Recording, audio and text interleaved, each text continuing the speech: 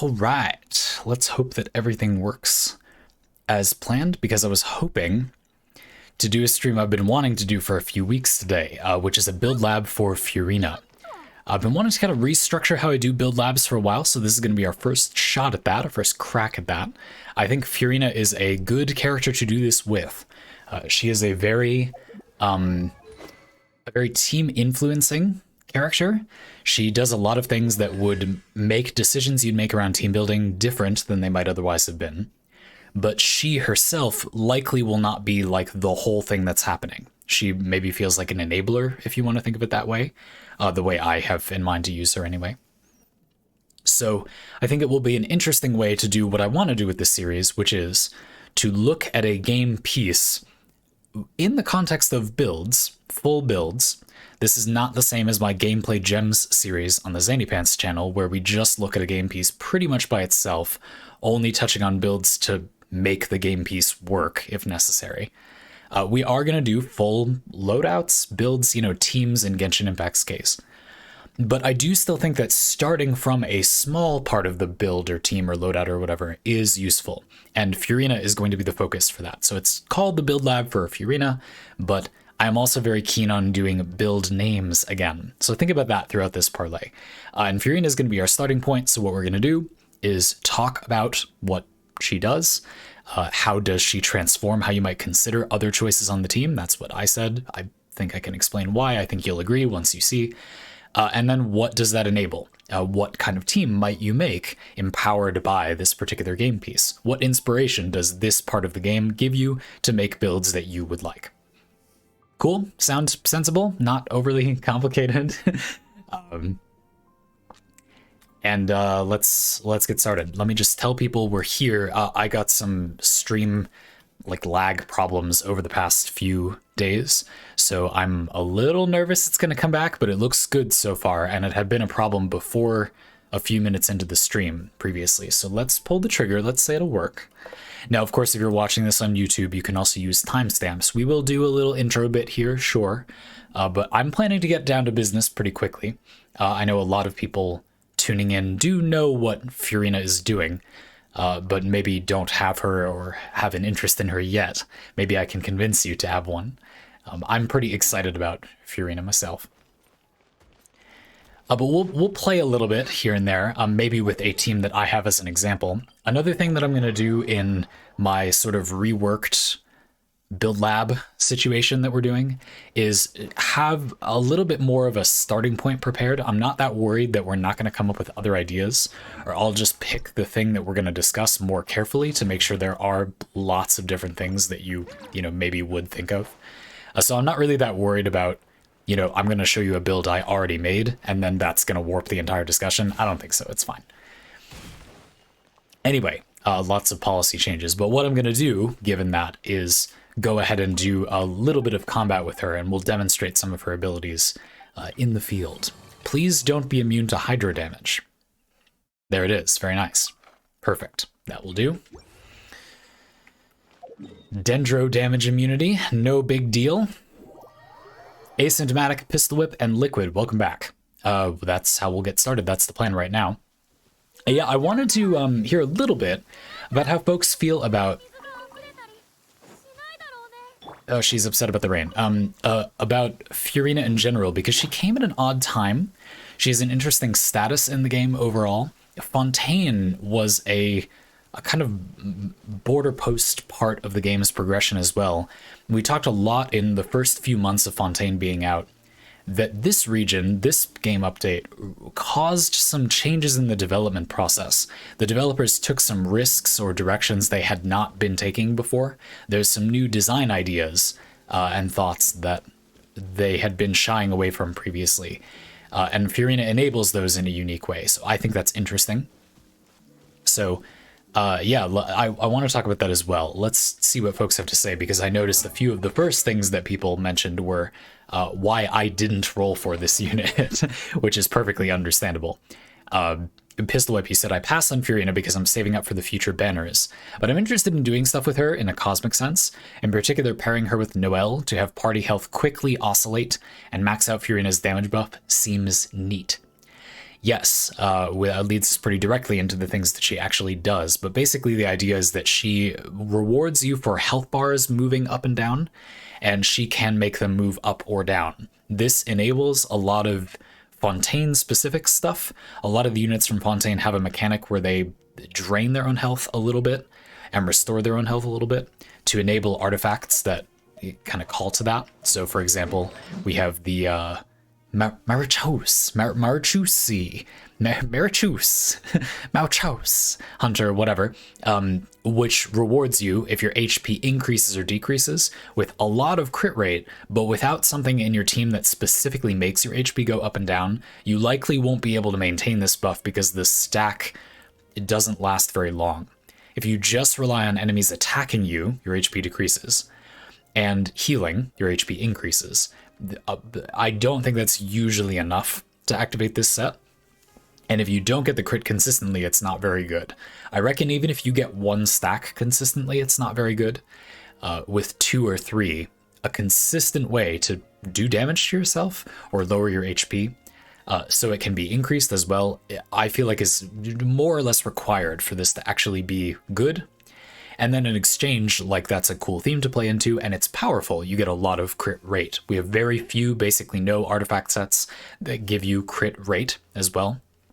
So it occupies a unique niche.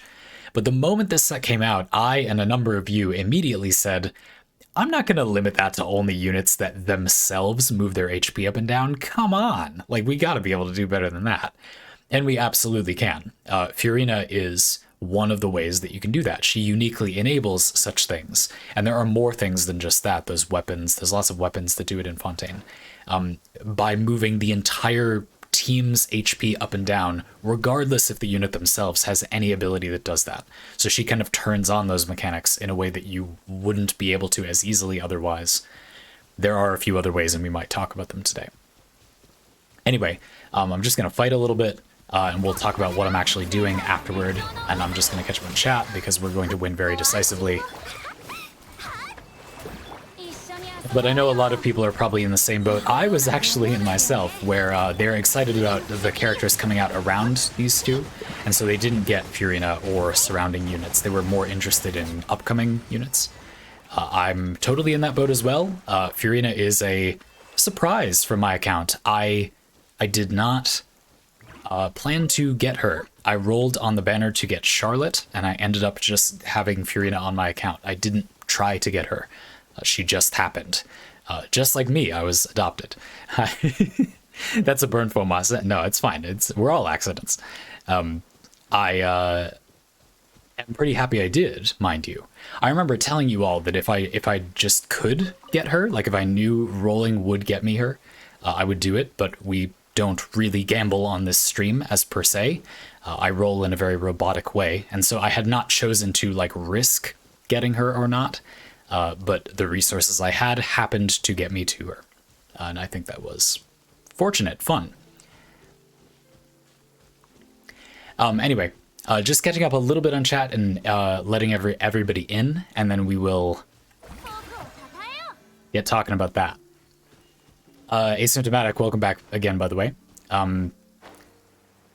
You said you're taking a little more time with your parlay. That's okay. I did want to comment that the Arknights parlay on the Pantaloon Saloon channel did interestingly well by parlay standards.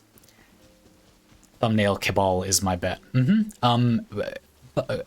Parlay about video games always do a little bit better, but I had been wondering if it was just Warframe for a little while. I used to only discuss builds in Warframe, though it's been a while since that was true. And so it has been true, in the past that Parlay about Warframe specifically had done better, but I actually think it's games broadly. There have been 2 or 3 Arknights Parlay now, Arknights related Parlay, and they all did meaningfully better. So I think that it's also that those parlay are probably attracting non-Pantaloon Saloon audience people, like new people to the channel. I will look into the analytics and confirm that. I wouldn't have done it with only 1 or 2, but now that it's become a pattern, I think I will take a look.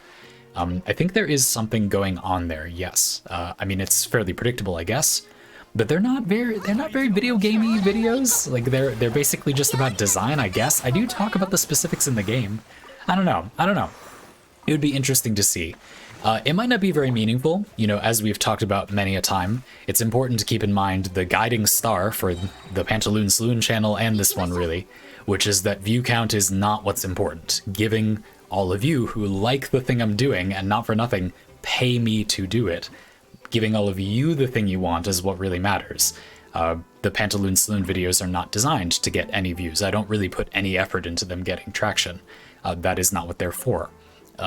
But it is interesting to note who they attract. Now, if people are finding those videos and enjoying them as like a potential viewer really likes watching Arknight's videos, or there have been Genshin Impact parlay videos, and a potential viewer really likes listening to people waffle about Genshin Impact, which they really enjoy, and they find my video where I do that. Now, most parlay isn't like that, and none of my other videos are really like that.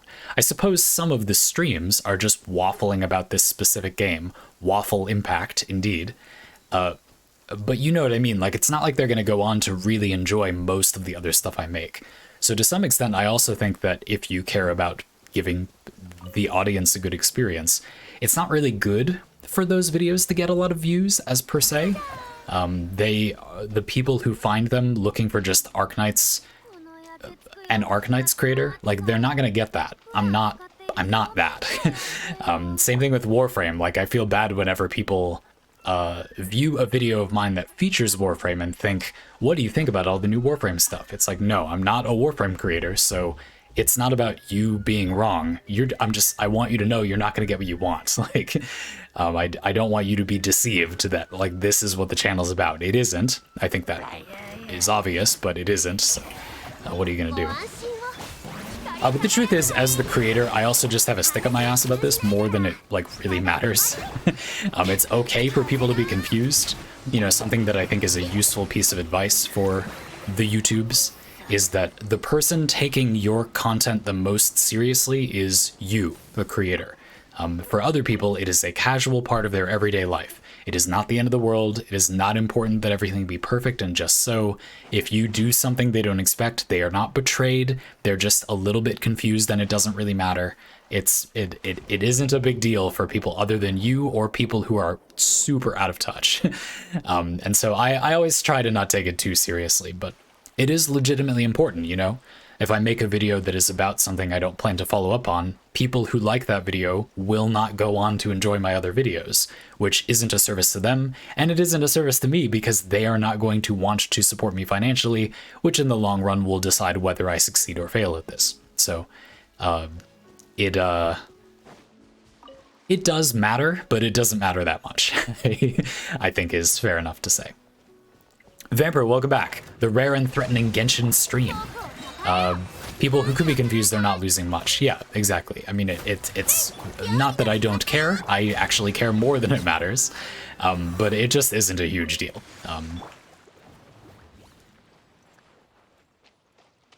Anyway, a little thing that some of you just saw, by the way, is that Furina can water walk whenever her skill is active and her skill has 100% uptime. You can snap and just walk over any body of water. It also works in all regions. Nice. I actually didn't test that yet. You can always walk over water in any region. Kokomi's Burst also lets you walk on water, but that's much more limited, of course. Furina's skill has way more than 100% uptime. You can have it active at all times with no other effort, and it lets you walk on water, which is convenient. I'm not sure it's changing my open world sensibilities, but it is not a bad utility to have.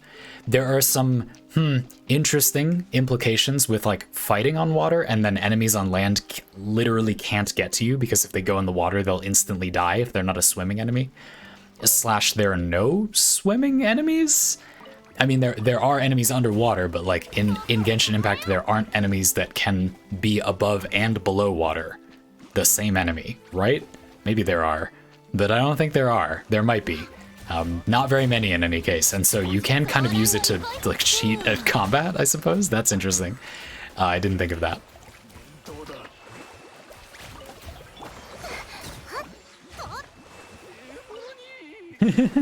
There are certain puzzles and actions that are only possible with Furina, like taking certain camera shots, chasing ducks.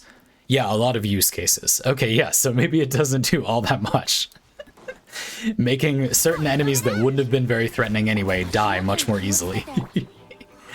I suppose, you know, it's a number of things. All right, we're about ready to get into the Furina kit stuff, but I just wanted to take some time to catch up on chat. And we missed the stream last week because of real life troubles, and then had trouble with a few streams following last week's missed stream because of connection troubles. So not so bad to catch up with you all a little bit. I always like to try to keep these a little casual. I'm putting it on YouTube as a video, but that doesn't mean it's the same as a YouTube video. It is a framed, structured stream. It's still ultimately a stream. We're here to hang out. Anyway, Liquid, you said, I passed on Furina because I'd rather have Navia and Chlorinde who are coming up. I don't dislike her as much as I did at the starter Fontaine, but she's a very low priority as far as wants go. That's without considering Arlecchino and Cloud Retainer. Yeah, I didn't like Furina as a character previously. You know, being that Genshin Impact focuses a lot on, like, this is a person in the world of the game, which is fairly story focused, and therefore we get to know the person. There's a weird way in which my attitude about her combat abilities, strictly removed from her personality, are affected by her personality a little bit. I don't often word it that way, but I think it's useful to. I evaluate her differently because of who she is depicted as in the game's story. Not very differently, but a little differently, you know.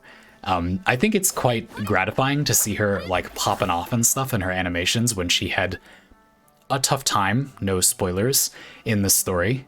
So that's something, I don't know, like, I have an affection for this character that I wouldn't have had if it weren't for the story, but it's not really because I like her, it's just kind of because she went through a lot. Anyway, I think that's weirdly interesting. Hekwa, welcome back. It's been a minute, Hekwa, how you doing?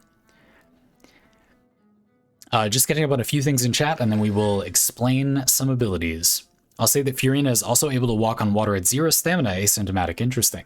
Mona and Ayaka functionally have a limit on walking on water. Their dashes let them pass over water, but then when they run out of stamina, they can't.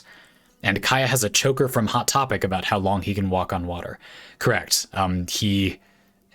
Yeah. He robbed a Hot Topic, which will eventually arrest him if he walks on water for too long. Right.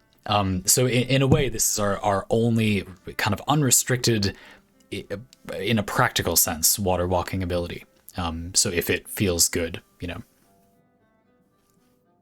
Sorry to hear you're not feeling well, Hekwa. I'm glad we're at least here to give a bit of entertainment. We'll talk about doing a little kind of wrap for the year party, maybe toward the end of the stream as well. This will be the last full week of streaming for me. It's only the second to last week of the year anyway. But I do want to do a little party, a small offering. We'll hang out a little bit and discuss the year and play games and talk and stuff. But not this week. This week we're going to do a bunch of build labs.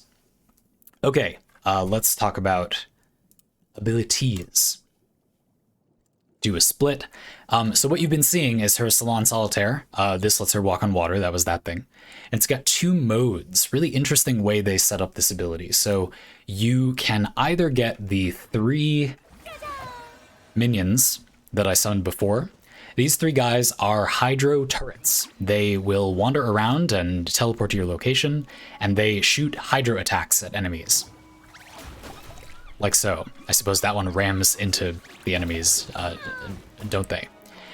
Somewhat confusingly, somewhat mental math aggravatingly, they don't all do the same damage, but we can just total their damage. And you can see the speed at which they attack. It's maybe every 2 seconds or so, and one of them does, like, noteworthy damage over the others. Overall, not super significant, but just worth noting that's how it works. I reckon that the Hydro application of this ability for reactions against enemies is modest. It looks like okay, you know? Maybe not on the level of Xingqiu and Yelan, who fire Hydro attacks as you do normal attacks, but I think it is not half bad, like close, but not that much. That's just a guess. I don't actually know. I don't think it's incredibly important to know, but it is a little bit relevant. Now it has 2 modes, and the other mode is you use her charge attack, and you can swap which of the 2 options you get. The other one is a heal. It's basically a heal turret. It's more or less Kokomi's skill. You put down a jellyfish, but this isn't a jellyfish, whatever this is, and it heals. It only heals the active character. But Furina does have a passive that means if you overheal a character, she heals the whole team by a little bit. So you can get team healing if you want it from her. You saw the healing with the build I have anyway. It's modest. You know, it's not no healing. She can provide the healing, but if you wanted her to flex as a hydro healer, she's only okay at that, and you do get a hydro healer for free in Genshin Impact, so I reckon that's not super worth discussing at too much length. I just thought we should highlight it because it is a thing she can do, and when manipulating ally HP, you can use that as a way to kind of correct. You know, if your team takes too much damage and you're not healing enough, you can set it to more healing for a little while if you want. Again, you swap with her charge attack. I think this does do like a tiny amount of damage to enemies, but she basically doesn't have a damaging charge attack. Not that I see many reasons to use her normal attacks anyway. Let's look at that one talent. It says when the active character in your party receives healing, if the source of the healing is not Furina, and the healing overflows, their health is full, then Furina will heal nearby party members, so 2% of their max HP once every 2 seconds for the next 4 seconds. Yep. So yeah, she can't be the one doing the overhealing. And again, I also think that because the healing from her skill in healing mode is kind of weak, and her charge attack is, I mean, it doesn't do anything while you're swapping around like this, and then you'll presumably swap back. My opinion is that it is ideal to not need to swap. It's kind of cool that you can swap, but I don't think she's really designed in a way where it is beneficial or that fun, in my opinion, to swap. The main thing I view the swap as is insurance. Again, if something goes really wrong, you can choose to kind of double up on healers if you want to. That's the way I've been mostly using it. Not bad, but if everything is going okay, I'm never planning to use that ability.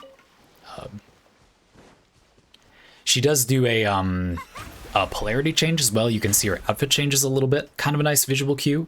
The motif is black when she's in damage mode and white when she's in healing mode. She also has longer hair, and you can see the white on the back of her skirt, like coattail thing.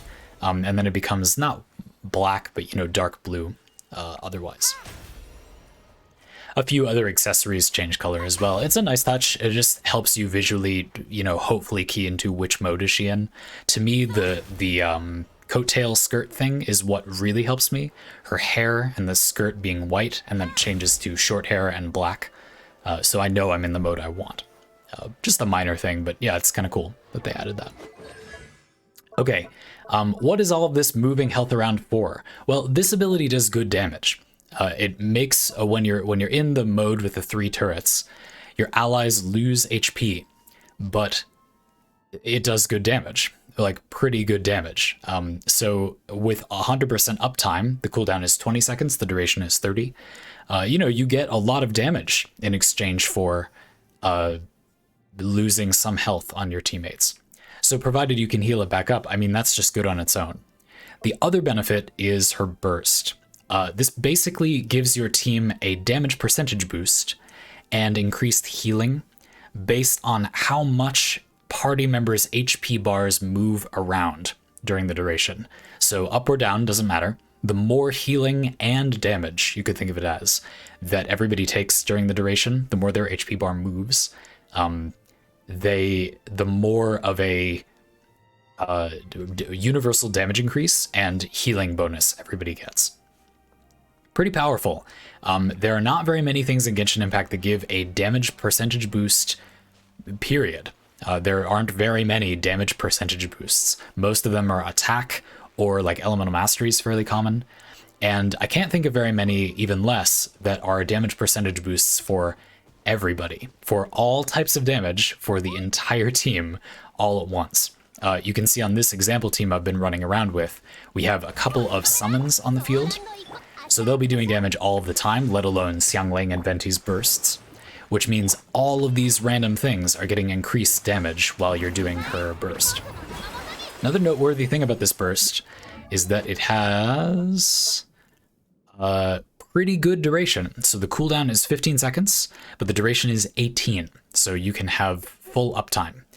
It actually doesn't do absolutely terrible damage either. It's not significant damage. It's not a big damage nuke, but it does like the collective damage of her turret dudes attacking. You get a little hit of damage as well.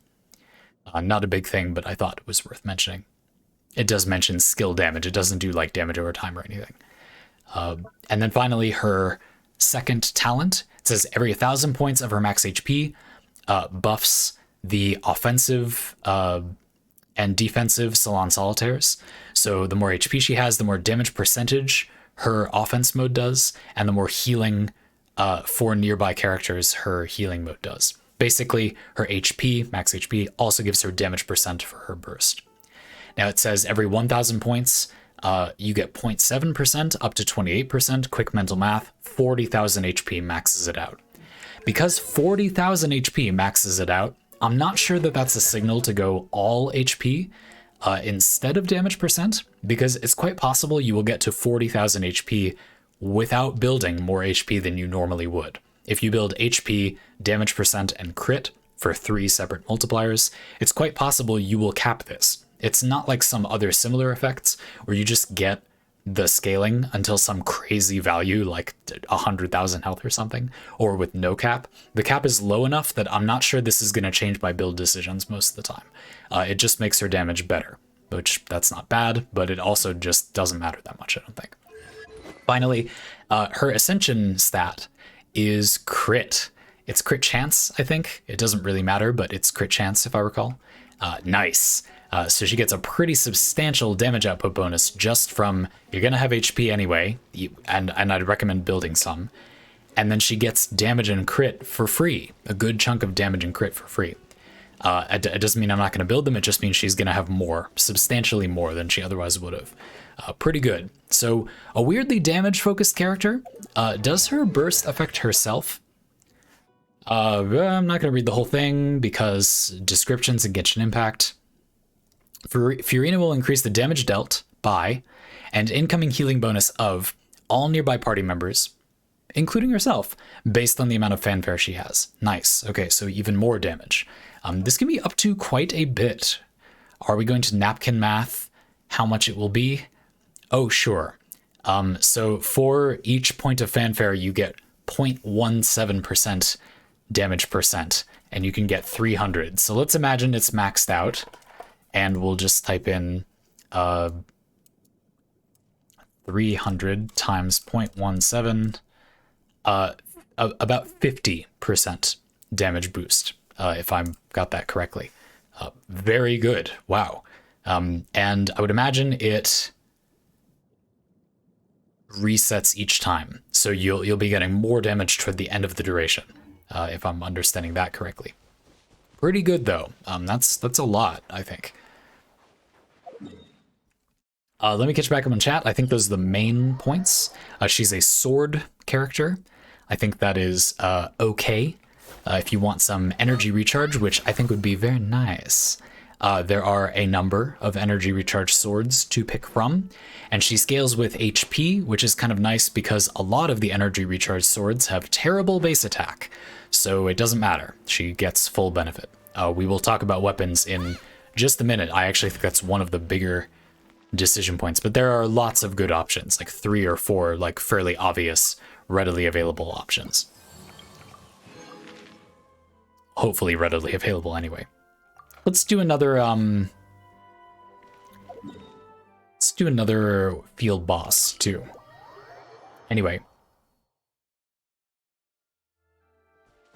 just catching back up a little bit. Bionic Me, welcome back. You said with a pretty souped up Baiju and no Fontaine characters to pair up with Furina, in my experience the problem lies less in keeping the health up, but getting it down fast enough to keep her buff ramped up quickly.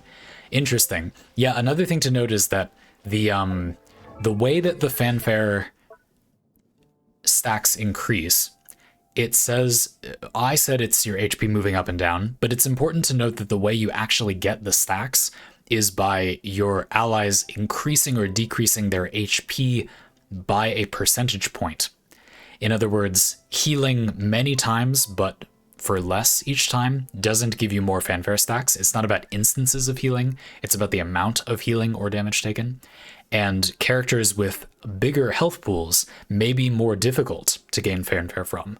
Other HP scalers may make it harder to get fanfare because moving their HP a percentage up and down is harder. It takes more healing. I'm not sure how significant that really is, and to figure that out, I think it's good to do some abstraction. To max out the effect, you want to move among the entire team. You want to change HP by 300%, basically. So let's divide that up.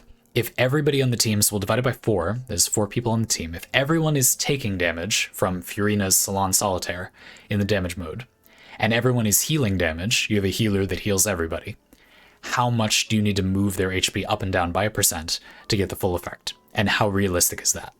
So 300 divided by 4, so 75 HP percentage points per character.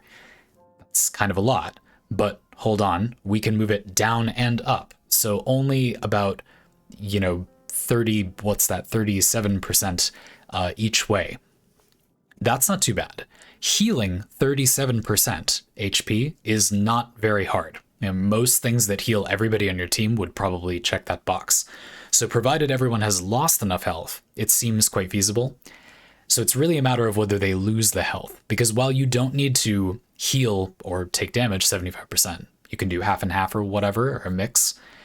Obviously, they can't get the healing unless they do take damage. So it all relies for the off-field characters on how much damage how much health is drained from your teammates using her Salon Solitaire. Let's take a look at that. I will not use Kokomi's Burst for this fight, and we'll look at Xiangling and Venti's health, which will probably not change from enemy attacks. They'll almost never be on the field during this fight, and we'll just see how much HP they lose from Furina's skill.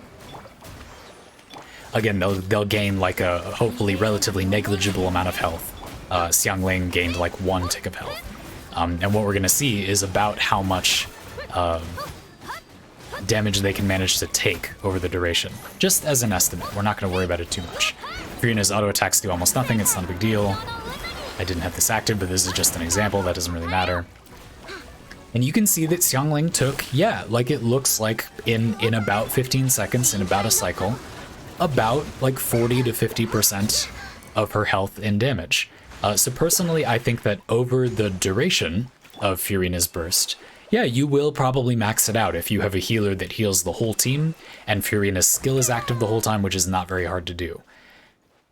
But for a lot of the effect's duration, you will not have the effect maxed out. It will be, maybe an average is better. So while you get 50% damage if it's fully ramped up, you're probably going to treat it like it's 25% damage, which is a lot more balanced for what it's worth. 50% damage to everything for all of your teammates with 100% uptime is obviously insane, but in practice it will be between 0 and 50%. That being said, it does seem to me, maybe that was a slapdash example, but it does seem to me like if you have her skill active all the time and you have a healer that heals the whole team, you will indeed have the full bonus regularly, like without doing anything special, just not for like the entire duration, obviously, for maybe a third of the duration. You should be able to lose enough health using Furina's skill to get it online. But it certainly doesn't hurt if characters have relatively lower health or another character on the team lowers or increases their health, for sure. And I think you're right, Bionic Me, to look at, how good this effect is going to depend on whether you can achieve that. So pairing her with a healer that does heal everybody at least some of the time seems important. I did want to quickly note about this Kokomi example that it isn't important that the healing be steady necessarily.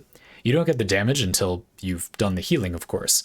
But if you wait a little bit for the Salon Solitaire members to damage the team, and then like 5 or 6 seconds later, you do a heal that heals everybody all the way up to full in 1 second, that's fine. Your average damage increase hasn't changed much. So it's okay if not all of your healers' healing heals the entire team. I still think Kokomi is a really good fit for other reasons, but I just thought that was worth noting. Okay, catching up on chat a little more. Farrell, welcome back. How you doing? Farrell, I'm happily enjoying discussing Furina build stuff today. Thanks for joining us. How you doing? We were just finishing a discussion of her kit and how I think it's fairly realistic to get the full damage from her burst, just probably not for all of its duration. You know, like half or a third of its duration, you'll be sitting at the full 50% damage increase. And really, it might be better to evaluate it as giving like 25 or 30% damage on average, but that's still really good when applied to the whole team. That's still very, very strong. Overall, therefore, she feels a little similar to Yelan. She has a sort of hydro damage application turret type effect, and provided the correct enabling, she will buff the team's damage percent. Compared to Yelan, she's doing it to everybody, and also compared to Yelan, she requires a little more setup, but you don't have to normal attack.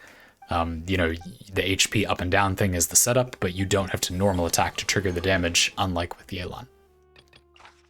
Not too bad. I need help. Thanks for the follow. Welcome aboard. Do you indeed need help? Anything we can do for you? How you doing? What's up? You came at a good time. We were just, well, as long as you don't need an overview of Furina's kit, we just finished up on that. And I think it's good to talk about builds a little bit, and then we'll get into teams in the second half. I think starting with weapons, and then we will, yeah, probably break and talk about teams. Bionic you said another thing to consider is that with that big a damage buff from Furina's burst, which requires a bit of build around, you also want to make sure you actually make a good use of that buff. Healers aren't exactly known for their damage capability. Indeed, I think that if you picked all possible team combinations with Furina, the magnitude of this buff and the fact that it affects the entire team is somewhat undercut by the fact that it probably won't literally benefit the entire team. You know, it seems very powerful to give basically Yelan's damage buff. It's pretty similar to your entire team. But in practice, many possible ways to enable this effect actually won't be doing anything on a good amount of the team, right? For sure. But, of course, what I'm going to recommend is trying to find a way where it does benefit everybody. Again, you can see where I'm going with Kokomi, but there are a few other examples. Pistol Whip brought up Noelle earlier. And indeed, I think the like lifesteal tanks, if you want to think of them that way, it's not really lifesteal, but the on-fielders that are healers, and there's not very many of them, are really interesting in this case because they can fuel Furina. They'll turn the effect on, but then they also actually use it. You're not removing a unit from the team that is benefiting from the effect in exchange for enabling it. It's not the end of the world if you don't do that, but it's like, that's cool. That's a fun possibility. We will definitely talk about that. Need help? You said, I made Sayu a DPS. I don't think Sayu is super weird as a damage-focused character. DPS doesn't really mean anything in the abstract in this game, but having Sayu be focused on doing some damage makes sense. You'll find that most of my builds are biased toward like hybrid approaches. For example, I usually use Sayu when I want a Viritus and Venerer enabler on my team, and I want healing. We have 2 Anemo healers right now, explicit Anemo healers, and I like using Viritus and Venerer on Sayu because I'm doing some weird shenanigans with Jean. But Sayu can do really good damage. Her skill in particular, you just get a lot of swirl from rolling around. So I can totally see building Sayu more slanted for damage. My Sayu's build is energy recharge, Anemo damage, and elemental mastery, because I think it's a good mix. I think it's fine to not leave the damage on the table. And indeed, I don't personally think her healing has all that much to gain from building more damage. Another factor is that at C6, Sayu scales her healing and damage with elemental mastery. So you can build elemental mastery for swirl damage, and you're still building into her healing a little bit. In fact, I would say the flex slot here is probably the Anemo damage, because swirls aren't affected by Anemo damage, as far as I recall. And the actual raw damage of her skill and burst is not all that high, in my opinion. So I might consider making this into, like, attack, I guess. I'm using Gravestone on her, so I don't really want more attack, but it would be a reasonable choice, right? Gravestone is actually a pretty decent hybrid choice, too. Sayu's healing scales with attack, and Gravestone gives a lot of attack, but attack also makes her do more damage, of course. And the Gravestone has a supportive attack buff effect for the team. So I can get down with that. And if you have fun using Sayu as an offensive unit, I think it's pretty satisfying to just do a ton of elements and roll through them all. Hell yeah, nothing wrong with that. Sounds cool. Need help. You came at a potentially good time for Sayu, because one of the things I'm going to be talking about a lot with Furina builds in the second half is enabling the Hydro damage with Viridis and Venerer from someone, and potentially also multiple healers. Like, I could see using Sayu, for example, instead of Venti, especially if you just don't have Venti. Because having the extra healing certainly doesn't hurt. It's not a half bad idea, I don't think. Anyway, and it's, I don't know, I mean, in overall in Genshin Impact, I think one of the defining features of Genshin Impact as a build system is that healing is really cheap. Like, characters are not charged very much in terms of power budget to be healers. You need look and no further than Bennett, who is a nuclear warhead level of damage and is also an adequate healer. Why does he deserve that? Healing is cheap in this game. And so building your healing units more for damage and maybe running multiple units that could heal, but you're not building into the healing or whatever, is perfectly normal. I mean, on my Bennett, for example, I don't have any healing built. I mean, he's going to have HP, which is what his healing scales with, because he's got a flower. Every flower is HP. But I think it's totally reasonable, totally powerful, fun to build your units for damage, and think of the healing as a bit of an afterthought. After all, dead enemies, say it with me, do no damage. The old adage. I quite habitually use a healer on all of my teams. I just find it comfortable most of the time, and because healers are not less offensive than other units, really, again, healing just has like very little opportunity cost in Genshin Impact. You can get offensive healers that don't really slow down your damage dealing, but also heal. It just doesn't really cost anything to include a healer on teams. So I include healers not so much because I actually really want them on every single team, or most teams I make, but more as a matter of like a fun restriction, you know what I mean? You just might as well. It's not hard enough to include a healer for it to be a problem, and so I often just go ahead and do it. Some of the time, they're a lot more questionable as well. Like, Chi-Chi isn't going to be healing unless you explicitly go for it a lot of the time, and this team doesn't need it a lot of the time, so go figure. And then we have examples like this team where Hu Tao is more damage at lower health, so I chose to omit a dedicated healer. Hu Tao's burst heals her a little. Xingqiu's rain swords heal a tiny bit, and if you don't need too much, that can make a difference. Normally it probably wouldn't, but on this team it could. Zhongli has his really strong shield, and then Lisa is carrying Prototype Amber, which is a catalyst that gives the team a modest heal when she does her burst. This way I can heal Hu Tao enough that she won't die, but she's not overhealed, so she gets her damage from being at low health. And because of the strong shield, she usually doesn't die to being at that low health. That's fun. On the other hand, this team could maybe stand to have some overkill healing, though I did bring Baiju because his Dendro shield absorbs damage from the exploding blooms. Anyway, blah blah blah, just to say I'm really into kind of adapting your healers to be quite offensively focused where possible. I think there is often little to gain by making your healers very invested in healing. The healers that just heal are just bad. I would very rarely be so blunt, but I think in this game's build system and context, a unit that literally just heals, there isn't any good reason to do that. We've had interesting conversations over the years about Barbara, who is given to you as part of the tutorial process, and is maybe the only unit you could say to literally just heal, and doesn't really enable herself much, though I suppose you can use Ocean-Hued Clam to turn the healing into damage, as many of them are wont to do. And Barbara heals a lot, so there's this interesting divide between players that need more healing, and then Barbara can provide that. So they don't die when they use Barbara, and therefore they think of her as being good. And then players that don't die without the extra healing, and therefore realize that Barbara is not that good, because she gives you enough healing, but so does everyone else. That's always been an interesting back and forth over the years. Or like, I remember when Genshin Impact launched, the pure healers, or like more healing, was evaluated as being better because we were worse at the game. And over the years, that's come way down because it's just not necessary. Like, once you understand the game a little, there's just no need to have the extra health. If you want it, then it's really good. I definitely don't disagree with that. Like, it's fine. No one is saying that being dead is better than being alive. If you need the healing to survive, that's not bad. But the game definitely gives you a lot of leeway to survive with rather minimal attention paid to healing, which I think is fun. I know a lot of people don't even use healers on a lot of their teams, which is totally understandable. You don't really need to. I just like to, and it has so little cost. But cool. Okay, let's talk about Furina builds. But I thought we'd take a little detour since I Need Help mentioned an offensive Sayu.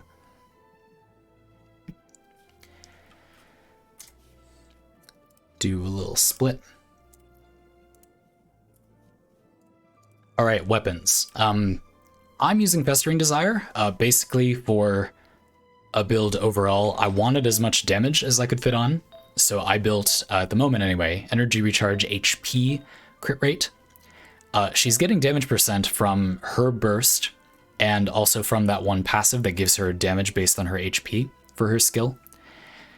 So I felt like Hydra damage was falling down the list in priority, but I also I have not been graced with good artifacts, with good gear for Furina, so some of these pieces are not very leveled, as you can see.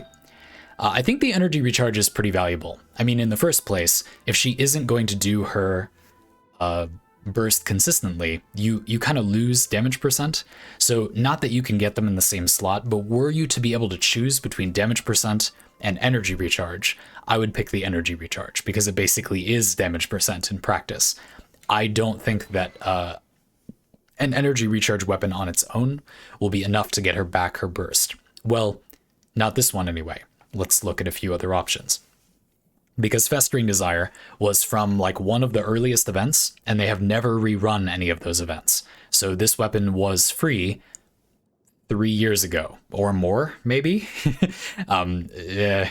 It's a really good fit otherwise. It gives her elemental skill damage and crit rate and energy recharge, which I find to be a great fit, but most people probably don't have this, so we'll move on. I think the next thing that comes to mind is like Favonius Sword or something like it. This generates neutral particles when you get a crit, should be fairly easy. Note that Furina has to be on the field when the crit happens, but because she gets 3 different attacks from her Salon Solitaire guys, I think it's going to be pretty easy, especially because at max refine it's an 100% chance. It gives more, I think, energy recharge. Yep. In exchange for lower base attack, but she doesn't scale with attack, so no bad thing. I think this is a great choice. The problem is just it's probably competing for space on like 5 of your characters, right? Sacrificial Sword, on the other hand, is really bad, in my opinion. It is energy recharge, but there's more than just these 2 options besides for energy recharge, and the effect is a complete waste. Not only does activating her elemental skill not give her many particles, which is how this gives more particles to most characters, the cooldown reduction also doesn't do anything because the skill has full uptime already. It's already a 20-second cooldown with a 30-second duration. So it's not that this is so terrible if it's the only thing you had, but it is very strong on a lot of other characters. So I feel like it's a bad idea to use it here. It's a real wasted opportunity. Any other energy recharge things besides that pipe that we'll talk about in a sec? At the 4-star or 3-star tier, of course, obviously there will be 5-star ones that most people won't have. Skyward Blade, I suppose. I don't know. But I'm not gonna, Skyrider Sword so she can sprint faster in water. I think I deleted that. Xephos Moonlight converts Elemental Mastery into a little bit of energy recharge, but it's not very much, and I don't think Elemental Mastery is all that great on Furina most of the time. We'll come back to it in the team building section. I just thought I'd mention this since it was here.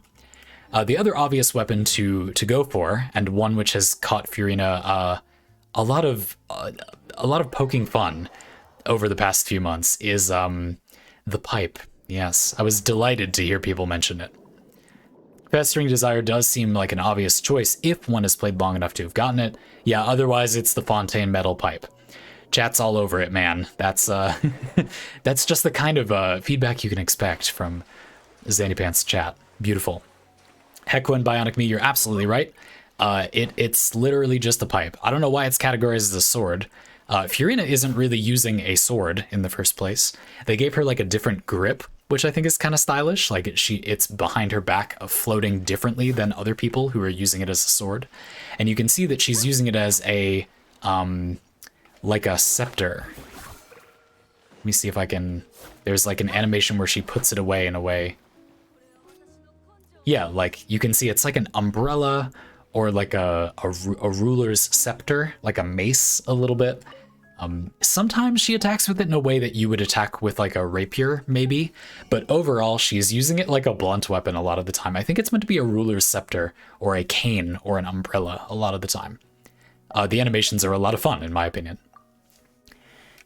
Anyway, you can, you could, if you were so inclined, use this. I think this is quite clearly targeted for Furina. Like they put this here with it in mind that it would be a free-to-play option for Furina.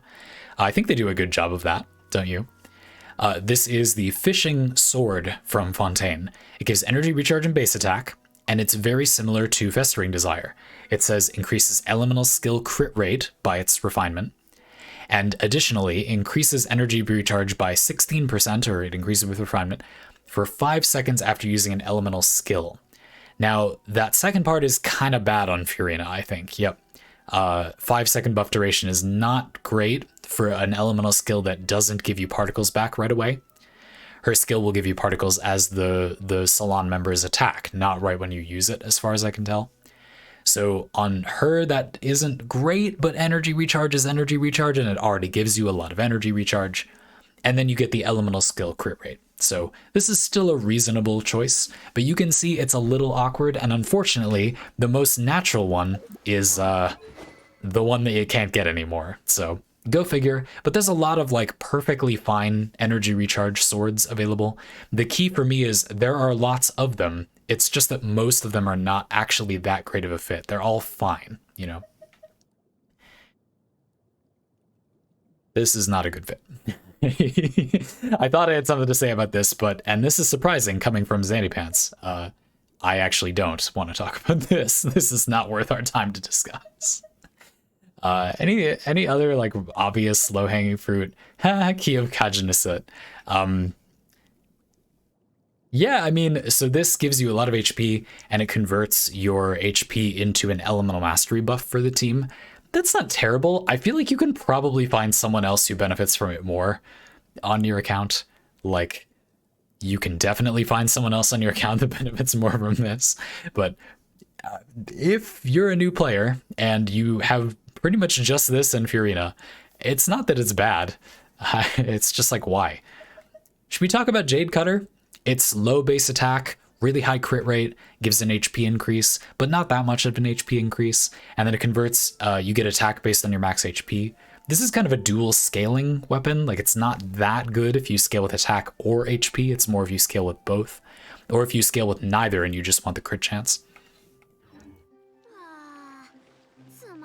Furina doesn't scale with attack at all, except probably her normal attacks, but they do negligible damage and nothing in her kit synergizes with them.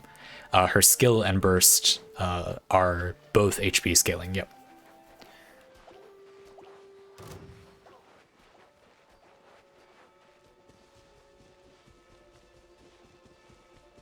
How about passive aquatic hunting? What are you talking about? Can I get that weapon without focusing on fishing too much? You know, I kind of enjoyed fishing in Genshin Impact for a little while, and then it became a little bit too much to get like all of the refines of multiple fishing weapons, to the point that this stupid pipe, all right, I'm putting my cards on the table. I don't really want to farm this, but I want it because my job is to discuss builds, and it is a useful build option.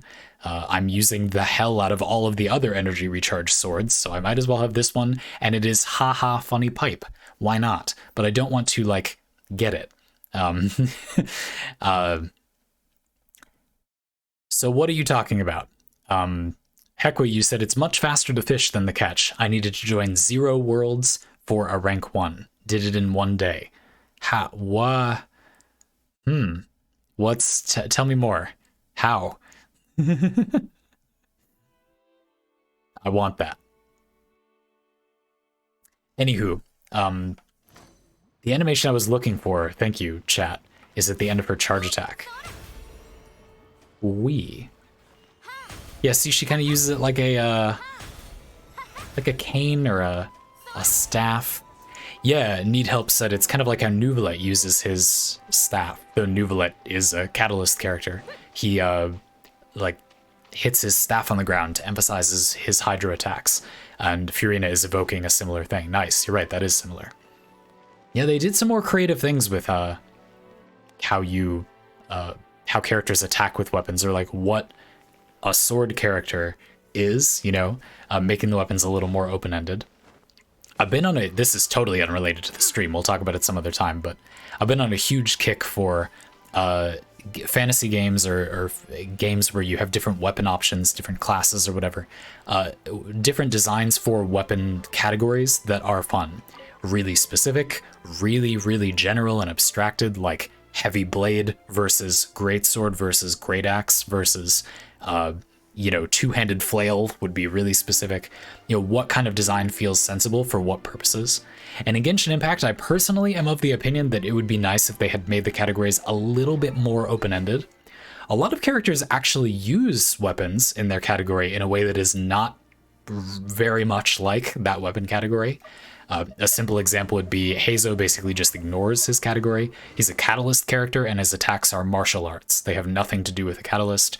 He has a Catalyst, I guess because thematically he's a detective, and so it's like his notebook, which, I mean, half of the Catalysts are not that, so that doesn't really make that much sense, but I mean, fine, you know, that's cool. And there are a number of other characters who kind of use their weapon in a creative way. For example, Yunjin is not necessarily always using a spear. It's kind of like a flag for coordinated Chinese art performance or dance performance, not always like a spear. It's like a baton or a staff a lot of the time. There are examples like that, of course, elementary, but yeah, I don't know. I would be interested to see the weapons open up a lot more. Some characters are just using it as a weapon, but it would be cool to have more kinds of weapons, and I don't think making more categories of weapon would make Genshin Impact better. So it seems to me like the fun solution would be to make the categories more broad, like one-handed bludgeon. Okay, I don't know what you call them, but you get the point. Beat stick, one-handed. Beat stick, two-handed. Beat stick, long. Beat stick, short. And then book, trinket. I don't know. Maybe it's not a good idea. Let's take a little stretch.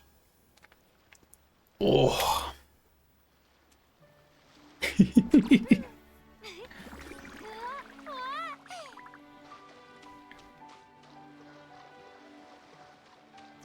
But yeah, I don't know, they use there's a lot of interesting weapon animations in Genshin Impact, really a topic outside of my purview. I had a fun joke with an archery friend of mine in real life about how most of the archer characters in Genshin Impact do something that is not very common in archery in video games, which is they keep their back straight. You know, they don't have perfect form, let's not get carried away, but they like kind of stand up straight while shooting a bow and arrow. But then Tortellini doesn't, because he's terrible with a bow. His flavor is that he makes water weapons. Thank you for the timely animation. And he's using a bow because he's bad with a bow and he wants to get better at it. But it's actually because they wanted to make a bow character and that anyway, whatever. So, not sure if it was actually intentional or not, but Tartaglia is super hunched over when he shoots a bow. He has way less good form, I guess. I think that's hilarious, but probably just because they wanted him to look edgy instead of looking upright and proper. Or he's really tall, so they wanted him to fit in the frame. I don't know, I think that's weirdly satisfying. And there are examples of like really interesting but kind of fantastical polearm use, like Need Help, you brought up Xiao and his bizarre like polearm slam things he does. There's some interesting, okay, kind of polearmy. There's a pole vault in there.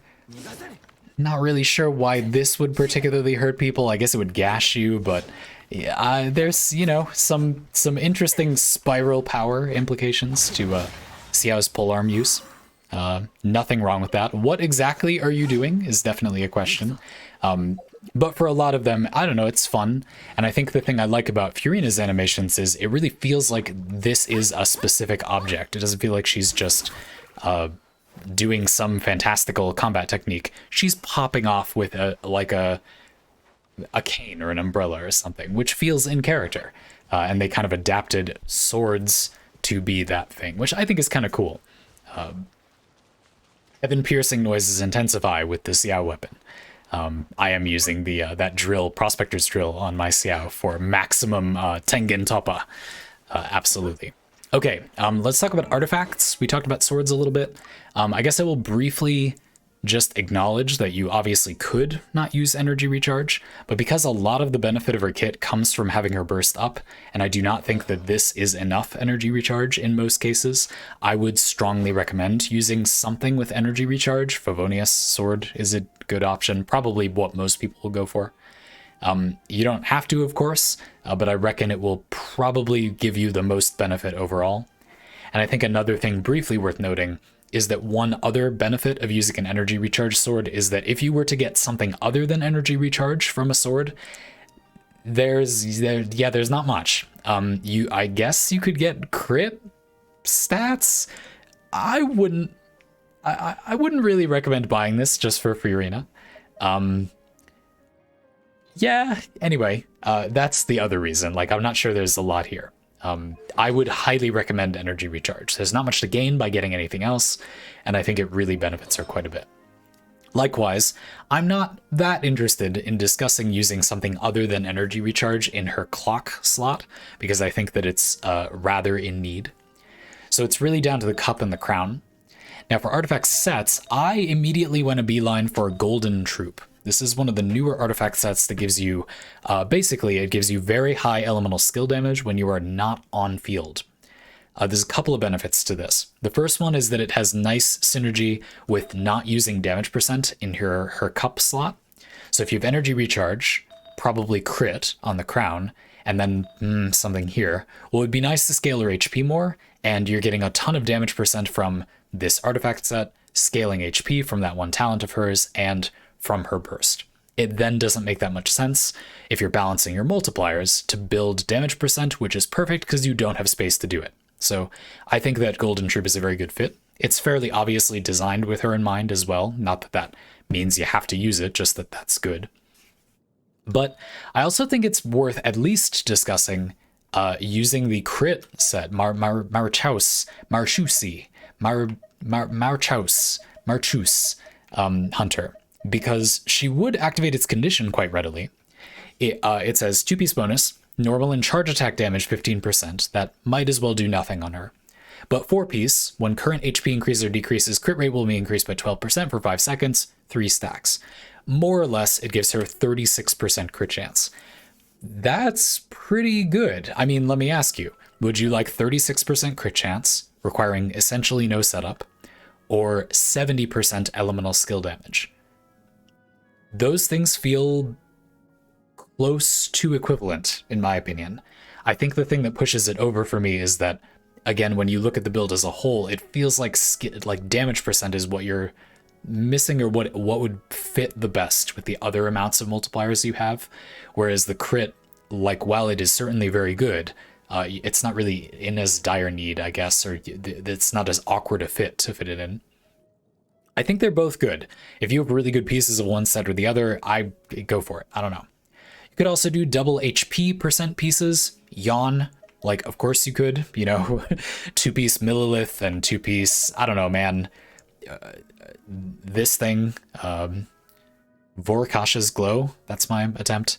I was struggling with the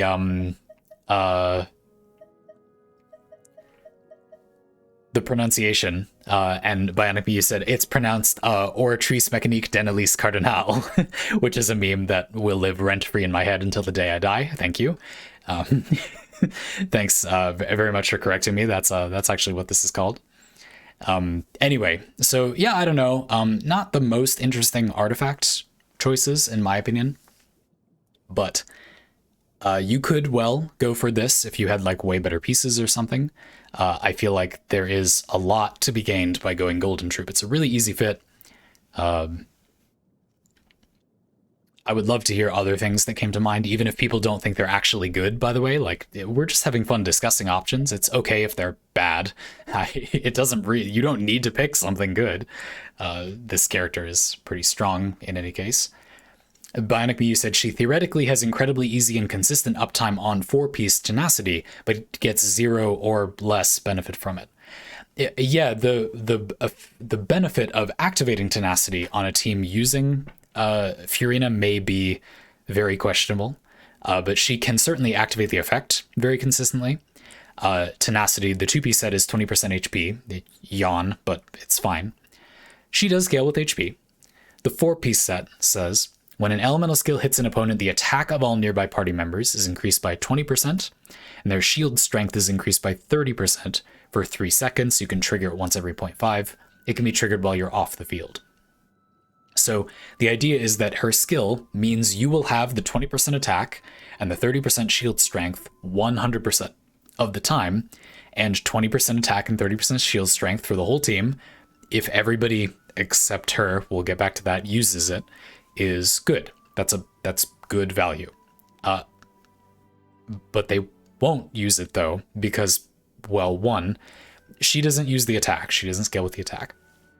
And two, her main thing is that she wants HP bars to go up and down. You don't need enemies to damage you to do that because of her Salon Solitaire skill, but it's good if they do, because then you can get the fanfare bonus earlier. Using a shield is, I would say, arguably pretty bad on a Furina team. If enemies attack you while you're using her burst, you gain damage and healing efficiency for what it's worth. So in many ways, it doesn't seem... Shields are good, but they seem kind of anti-synergistic on a Furina team, and she doesn't scale with the attack, so it's quite mediocre for her. Again, you can weigh the opportunity cost. You're making every aspect of her worse in exchange for your allies being like a bit tankier, and she loses 70% elemental skill damage or 36% crit rate. That's pretty bad. That's bad. There's one more set I want to talk about at the very least. I'm happy you brought this one up. I think it is indeed pretty bad on her, and I think her personal damage is quite worth investing in.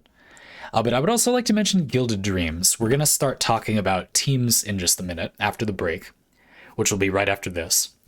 And I think that on the teams she might be on, Elemental Mastery is a topic we will need to explore. What are we going to do about the topic of Elemental Mastery? She's probably going to be in the presence of reactions. Will she trigger them is another matter. And this does give a lot of Elemental Mastery. I think the thing about Gilded Dreams is this is just a very strong raw stat set. Like, you just get a lot of stats for the space. If it's triggering with all Elemental Mastery, the team is all different elements from Furina, which we'll get back to in and of itself after the break. She gets a lot of Elemental Mastery. It's a huge amount of stats. She gets 150 plus 80, so 230 Elemental Mastery, a little more than a whole artifact of Elemental Mastery. Pretty good, in theory. Again, I think the opportunity cost is not great.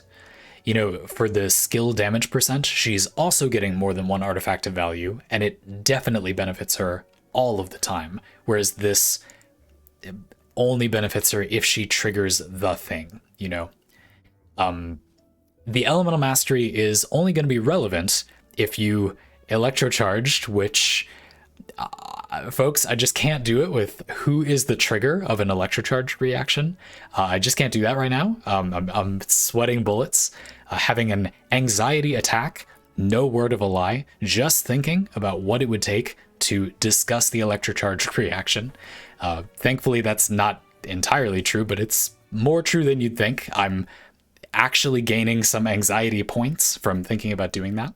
But sure, if she was doing electrocharged, it would do the thing. That's enough to say. Who is the trigger of the electrocharge reaction? The answer is yes. Hekwa is correct. Yeah. Which of your two characters is triggering electrocharged? Yes, that is the correct answer. So where else would the Elemental Mastery benefit you? Well, if you make a bloom with Dendro, that doesn't scale with Elemental Mastery unless it explodes because of Nilo or Kave. And even then, she has to be the one making the bloom. She has to be the trigger, the second element application. If it's frozen, then the elemental mastery doesn't matter. If it's vaporize is basically what it comes down to. But she has to be the trigger. The thing about Furina is that because her Salon Solitaire attacks just on its own, not triggered by anything, you can't really control the order of application, and it's also 3 smaller hits of Electro. So she is a very bad reaction trigger, in my opinion, yes. Not atrocious, I mean, electrocharged or whatever, but not good. I actually think Elemental Mastery is pretty bad on her, with the exception of the idea that you might end up buffing the whole team's Elemental Mastery anyway, and then she'll probably use it some of the time. It's just a matter of would I really specifically invest in this? No, I think this is among the worst characters to do that on. Divided up damage, and Vaporize multiplies the damage you're dealing, so that's not as good. You don't control when the damage happens, it just happens, and there are very strong alternative sets. So energy recharge is out. Please don't do that. Elemental Mastery is out as far as I'm concerned. Cool, I think that's about it for Furina build stuff. Therefore, we will move on to making some teams. A part of the stream I'm very excited for indeed. Yes, and we will not just talk about this team. This is just a simple example I made. As a burn for myself, this team is rather elementary. This is not very interesting. I thought we would just get it out of the way. This is obviously good and really boring. So yeah, we'll do something else after the break, which is now.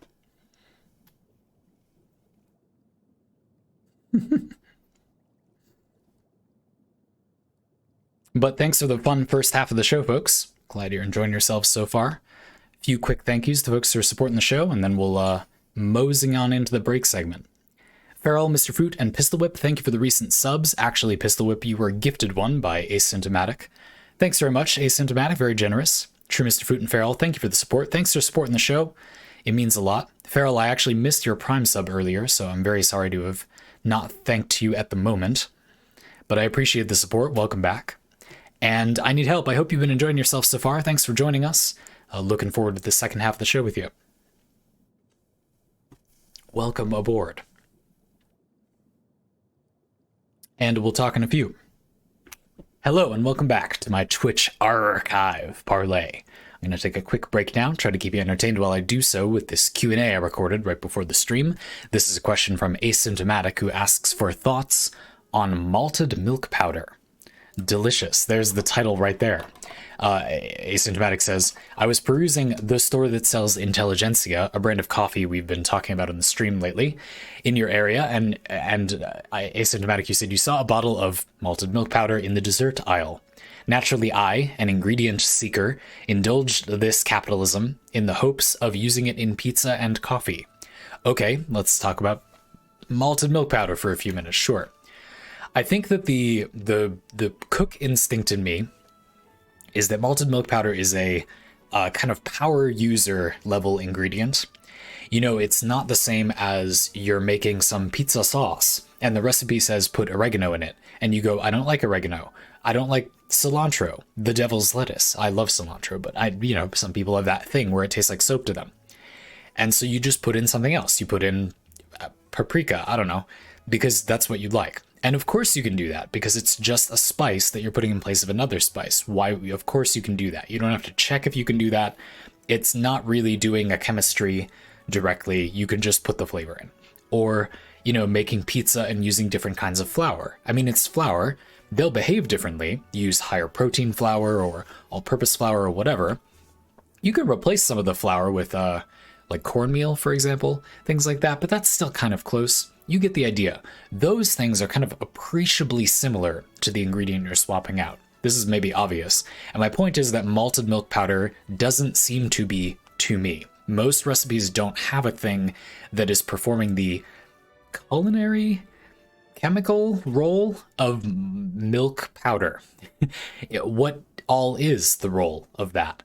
I think of it as kind of close to a spice, but I think it probably has enough body and probably protein and maybe sugar that it won't work to just treat it like a flavor. It's not like milk extract, you know what I mean? Vanilla extract, milk extract. No, I think it's adding more significant something to the recipe than that. And I don't know what that thing that it's adding is. So I will tell you my meager experience with malted milk powder, tell you what I would do if I was paid a monthly salary to learn more about malted milk powder, and that's what I got. The main way I've used malted milk powder in the past was to make hot cocoa mix. You know, the ones in the packet where you dump it into hot water and it just kind of instantly becomes hot cocoa. There's a couple things going on there. There's milk powder in it, and malted milk powder tastes better, in my opinion, like a milkshake, I guess. If you haven't had it before, I don't know what we're talking about at all. So I used malted milk powder instead. I think I toasted it too. You could try that. Use pretty low heat. It doesn't take much. Remember, milk has a lot of sugar, so it'll toast quickly. Don't use very high heat if you toast it. Be careful. And then cocoa and sugar. Now the thing is, the cocoa and the sugar, I think, and the milk powder are very finely ground, or it's almost like powdered sugar, but if you do that, it's going to have cornstarch in it, which will clump. So anyway, it's very fine, so it will immediately dissolve. I think that's what's going on. If you buy not an ad, I don't like this, but you know what I mean, Swiss Miss or some hot cocoa mix, you'll notice it dissolves immediately, almost fully, just with a few stirs. And if you just use some random sugar and cocoa and milk powder, the milk powder will probably be fine, but the sugar and the cocoa will clump, and they will definitely not dissolve completely immediately. Like, it'll be a minute or two. It'll be fine, it'll work, but not the same way. So if you want that, blitzing it in a food processor, is that going to chop it up? I just tried grinding it in a mortar and pestle, and that seemed to work okay. Like, I just ground the sugar crystals to be smaller. That worked for me. It was kind of messy, and it didn't taste any better than, store hot cocoa, so I can't really recommend that. If I was paid to investigate delicious uses for malted milk powder, you said pizza and coffee. Yeah, I wonder if you can just put it in your pizza dough. That would probably taste really good, and I bet you could put in like 5%, 10%, and it would taste very good. Maybe like milk bread, but pizza dough. But that seems like it would work to me, because it's high protein, and that's some of what the bread flour is. I don't know. Coffee. Yes. I mean, in the first place, you could just make hot cocoa, make this hot cocoa mix thing, but then make it with brewed black coffee instead of with hot water. That would be tasty, sure. I would also try doing something like making a latte, like a hot latte, and then putting malted milk powder, toasted malted milk powder, and cocoa, like cocoa powder, into the latte as well, to make a kind of hybrid latte hot cocoa / chocolate thing, or just put chocolate sauce in the latte, which is obviously that's good, but something like that appeals to me. The pie in the sky goal would be a kind of tea latte thing, a teedle. My partner and I have affectionately called our lattes Lidls, so this would be a teedle. I had this drink one time that was, so it's hot, it's tea and then sweetened condensed milk, and you kind of want to shake it or aerate it, but it's hot. So usually they just pour it between two big glasses, and it created this nice foam. It was nice and airy, but it had this, it was so satisfying. It had this like warming, autumny flavor. It was good, full-bodied black tea, but then it had that milky flavor, and it was like not a very cooked milk flavor either, if you've had sweetened condensed milk before. It's pressurized, I guess, so it's at a lower temperature when it's condensed. Therefore, it doesn't get that cooked milk taste. It tastes like fresh, dairy-y milk. I don't know. But it's still compressed. They got the water out of it, I suppose. And then it's sweetened.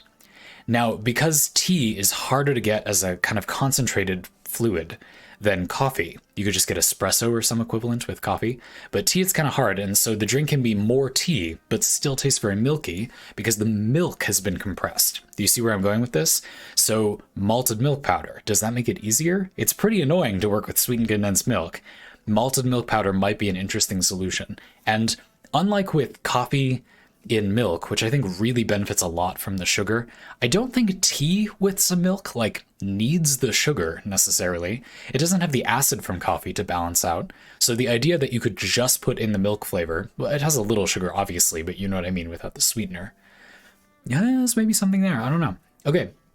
that's what I've got. That was like one of the longer parlay in a while, but this is one of the better parlay topics in a while. Folks, if you'd like to ask your own parlay question, you can do that using a link I'm posting in chat. Click that link, submit a question, and I'll answer it this time next week. You'd be doing me a favor. I'd have something to talk about during the break. For now, on with the show. A few more quick thanks to other folks for supporting the show before we continue. Welcome back, folks. Airing Fun, thanks for being my most recent patron. You're a $9 patron, which means you get Parlay, which is like the long form of the archive Parlay we do here on the stream. Everybody can watch these for free, of course, on the Pantaloon Saloon channel. It's just you get to request a topic for one. Looking forward to that request in the future. And Asymptomatic, thank you for the most recent $41.17 tip. Awfully generous of you. This has been a big capitalism time of year. Some of you may know that I choose to try to avoid spending money as much as possible in December. I think it takes stress away from the holiday season. Like, I've already got gifts for everybody in my life planned out. I try to have everything kind of set so December is relaxing and I feel like I've sort of finished the year instead of being tempted by the capitalism. I like how we talk about capitalism as like a lesser lord of hell, which is what it is.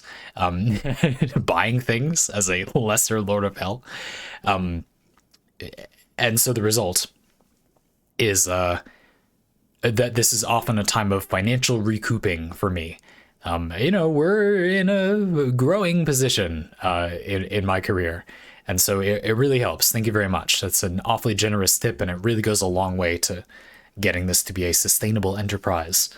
Thank you very much. All right, as we were. Just catching back up on chat a little bit. Asymptomatic, you explained, I like a bit of cream of tartar for that hint of rising and acidic action in my dough. Yep, I've heard of doing that before too. Managing the acid and stuff in the dough. I try to keep it stocked right next to the nutritional yeast. I love nutritional yeast. Oh, you gotta get that nooch. Asymptomatic, have you tried, a couple of brands will sell, you could try to make it yourself too, like nutritional yeast coated popcorn. That's kind of like cheese tasting popcorn, but it's covered in nooch. Oh, it's so good. Like, so good. Very tasty. Anyway. I know you still have a lot of Flavacol, which is that like movie theater popcorn flavor from that one experiment you mentioned. It's very fun to hear about these little things in passing. I've tried making the nooch popcorn myself, and you just said I've tried and it doesn't stick with my cooking method, the yeast to the popcorn. Yep, a shout out since we're here. There's a product called Bjorn corn. And the word corn has a Q. Not sponsored, obviously.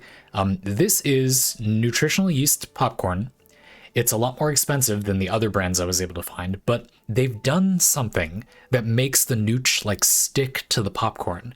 It is so much better than the other brands of noochie popcorn. It is so good. I would eat that until the day I die. I would die eating that popcorn. It is so incredibly tasty, and I do not know what they are doing to get the nooch to stick to the damn popcorn kernels. The prices are daylight robbery. It's like $5 for like a small bag of popcorn, but gosh darn it, it tastes so good. We need to figure out, I'm not suggesting you buy it. I'm suggesting you buy it once and then reverse engineer it. How are they getting the nooch to stick? I need to know. Anyway, if any of you ever figures that out, please interrupt whatever I am doing and tell me. I must know. I have to have it. It's so expensive. Damn it, it's so expensive, but it's so good. Okay, yes, enough of that. But anyway, delightful. I'm happy you brought it out. Asymptomatic, I'm sure the malted milk powder will be good in pizza dough. And again, it's often used as a similar ingredient to hot chocolate or hot cocoa mix, like with coffee. So I have a feeling you will like it. I'm definitely into playing around with that. I'll pick up some when I go to the market next, because I make similar things all the time, as you're familiar. I would be down to play with that again. Like, obviously black coffee, and then you basically just put hot cocoa ingredients in it. Obviously that's going to taste good, but exactly how or what ratio, like, I need help. You said coffee hot chocolate is the thing. And I mean no offense when I say I actually think that way of putting it almost makes things a little bit worse. Like, sure, lots of people do it. or there are lots of drinks that are like something similar to hot chocolate and coffee combined. A mocha, but what each cafe means by a mocha is arcane and unknowable. But I think viewing it that way, like it's an established thing and therefore we know it's good and we know what it is, like we don't though, you know, like exactly what ratio or what, you know, what ways could you optimize or focus the concept of hot coffee and chocolate, coffee and hot chocolate. I would hate for the conversation to end there. Indeed, being inspired by how often coffee and hot chocolate appear together, good, but I wouldn't want to hand wave. They're definitely good because it's like a thing. Nothing is a thing. Things don't exist. All things are made up. We must have more. I want to master the mocha and its category. But yes, indeed, it's certainly common to combine those flavors. So there's lots of good variations in there. But I think malted milk powder is part of the puzzle for sure. Zandy having a minor villain arc over popcorn. Minor? What the heck was minor about the amount of passion that I demonstrated, insanity that I demonstrated over popcorn? Anywho, people who just skipped to that timestamp are probably having a fun time with figuring out what that means. Let's build some teams. So I'll just briefly overview the one we were using as an example for this stream so far. It is Kokomi, Furina, Xiangling, and Venti. Pretty simple, but I think it will serve as one interpretation of what you can do with Furina. And then the other thing we're going to do in this section is I'm going to give you my kind of TLDR or overview, high-level overview of what Furina represents. This is something I like to do when I think about lots of game pieces. It might seem a little reductive, reducing the game piece out of its specifics into just, it, you know, she does this, that, and the other thing. But two things. First of all, we just spent an hour and a half talking about all the specifics. So it can be helpful to have some kind of, you know, too long didn't watch. And I think it will be common for people to skip to this part of the stream, which, like, that's fully intended. That's fine.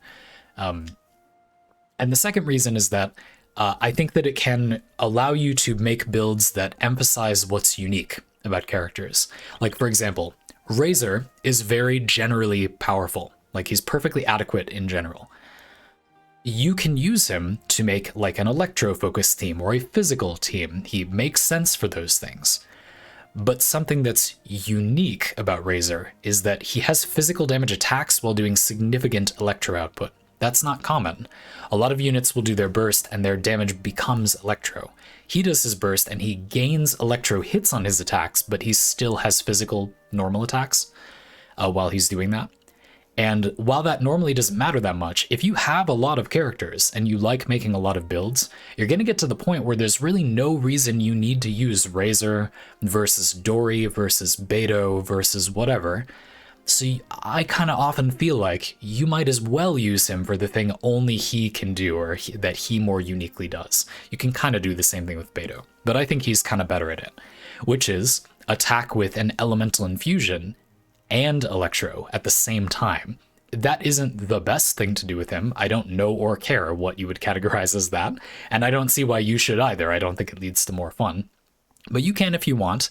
I think that's worth emphasizing. I'm not really recommending these things because they're good. They are good. This is a powerful team. It's a very powerful team, but that's not why I'm suggesting it. I'm suggesting it because I think it's a lot of fun.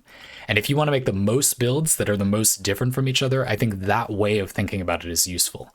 One of the reasons I like Furina as a game piece is because I think that she scores very, very highly if you evaluate her that way, if that makes sense.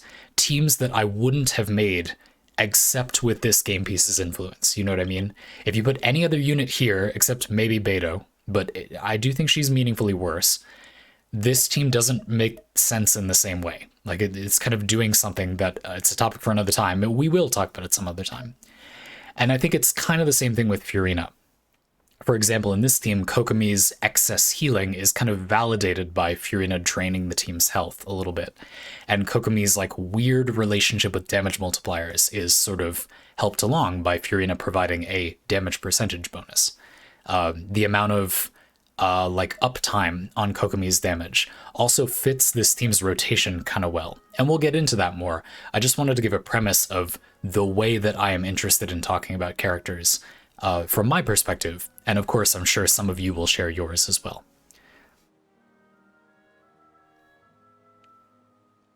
Anyway, let's read back up on chat, and then we'll talk about this a little bit more and then make some more teams. I definitely think there are some aspects of Furina or things you can enable with Furina that this team is not doing. And I think she uniquely, there's few characters in Genshin Impact that enable so many things that would have been hard to enable otherwise, in my opinion. So I'm excited. At the same time, maybe Furina isn't scoring that high if you don't like want to make something that is pretty specific to her, you know? She can kind of warp the team around her a little, you might say. Okay.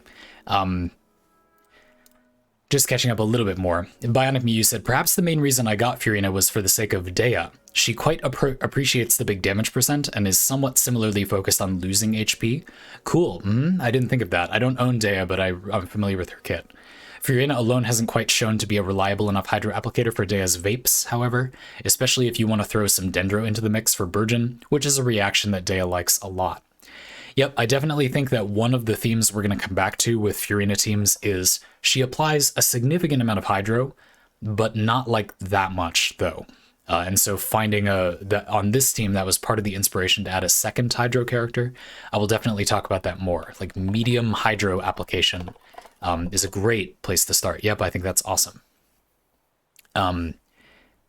This is sort of unrelated, but I hope I can give a useful answer. I need help. You said, I have a question. Should I save my Primogems up, buying wishes when I can to save wishes, or should I just wish whenever I can and not save?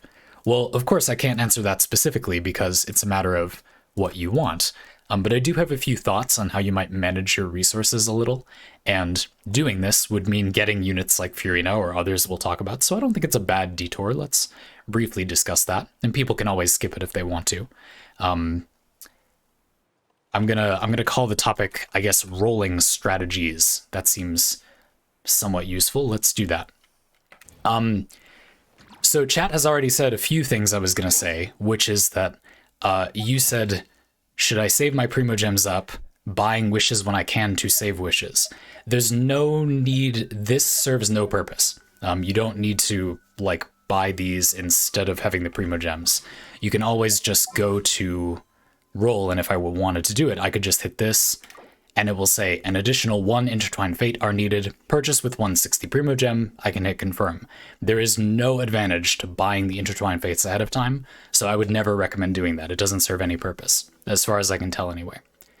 You could use it for budgeting, like as a budgeting tool, I guess, but because there's also not really a good reason to buy Acquaint Fates, the blue fates, there's literally only one thing you can spend Primogems on, in my mind, so I would just ignore that feature. It doesn't really do anything.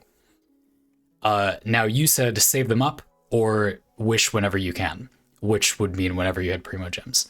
And in games with these random character rolling systems, I would almost always recommend saving and rolling a lot at once, which is part of the design of these games.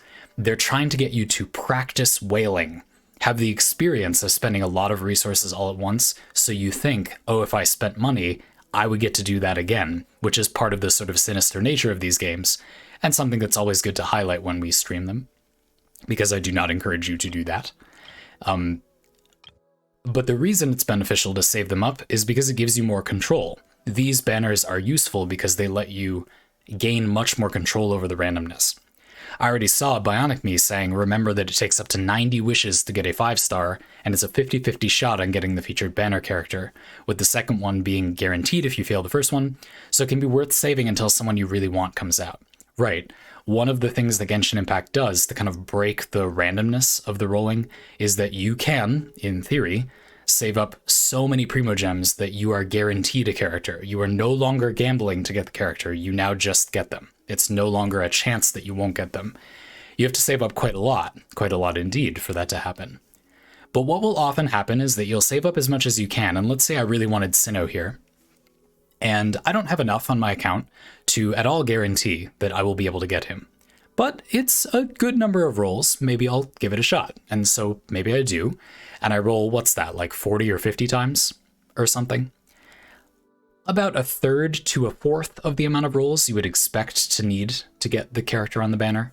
Maybe half to a third. And let's say I don't get him.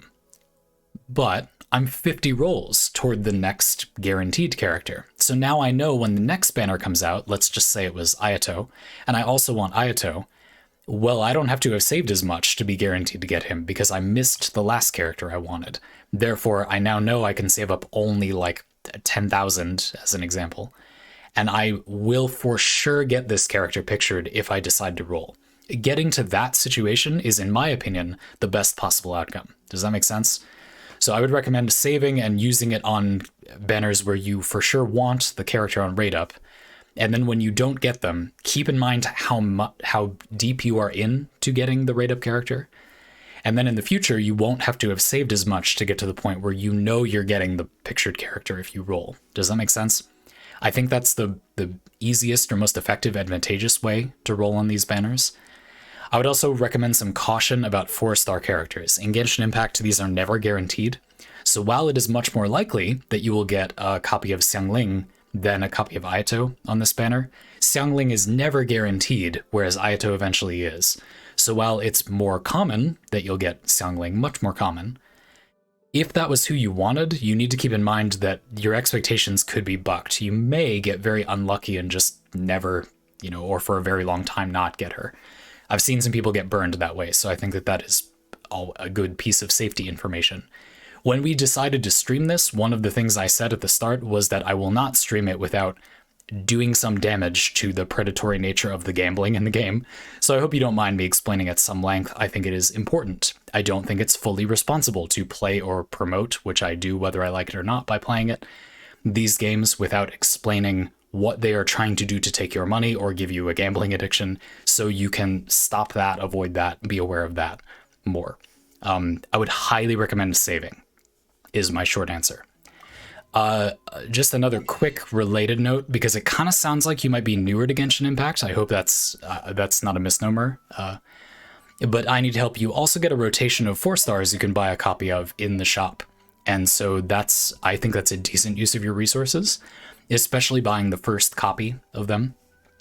I would not, on the other hand, recommend buying weapons from the shop, though I do think the Blackcliff weapons are a little better. They're the other rotation of weapons in the shop. I wouldn't really recommend spending this resource on fates. I think it's more valuable to buy characters you don't have, and maybe even weapons a lot of the time. If you think about it, this means that with only 5 rolls, about the value of 5 times that you roll, you can be guaranteed to get a specific weapon you want. That is very powerful. That is very powerful. And if these characters were characters you didn't have or you wanted more copies of, you only need to spend about 7 rolls to be guaranteed a specific character. That is very valuable indeed. Anything that lets you not gamble is number 1 priority as far as I'm concerned. So I would do those things only, and then if you somehow have a ton of extra Primo Gems, you could just go crazy on wherever you want. Final note, since you did say you're fairly new, is the weapon banner. This has been an interesting topic on the stream. As we discussed earlier with Furina weapon options, one thing that will happen if you make a lot of builds on a lot of characters is that you will probably want a variety of weapons. But the weapon banner is overall not usually a good investment, in my opinion, if you want, 1, content, because more of the gameplay is concentrated in getting characters and not weapons, more animations, more voice lines, more different abilities, more elements on your team. You get more content by getting a 5-star character than a 5-star weapon. 2, power level. The free weapons in Genshin Impact and like 4-star weapons and such are very good in this game. The freebies and the lower rarity ones are very strong. So there just isn't as much to be gained by gaining a 5-star weapon, where again, 5-star characters, better or not, do different things. 3, it's just too many resources when you will barely be able to get guarantees on characters you want. And finally, 4, the 4-star weapons are good and you can get them on these banners. You can only get 5-star characters you can't get 5-star characters on the weapon banner, and you can't get 5-star weapons on the character banners, but you can get 4-star weapons on the character banners, and you will, and they are very good. So I would recommend completely ignoring this banner. That being said, I've played Genshin Impact every single day since it came out for years, almost every day. Obviously, I was like away sometimes. And I am at the point after 4 years, however long it is, that it kind of makes sense to roll in the weapon banner now and again. The biggest example I've given is that supportive weapons are scarce in Genshin Impact. Weapons which give the character a benefit, which benefits the team instead of just themselves. These can be very good. There are lots of characters that have little to gain on the weapon for themselves, but if they could use that space on their build to benefit the team, that would be effective. Now again, if you don't care about the power level of the character, this arguably still doesn't really do anything. I mean, it's not going to make the gameplay look different. You know what I mean? But it does give you more flexibility when making builds, and you may value that, and I do.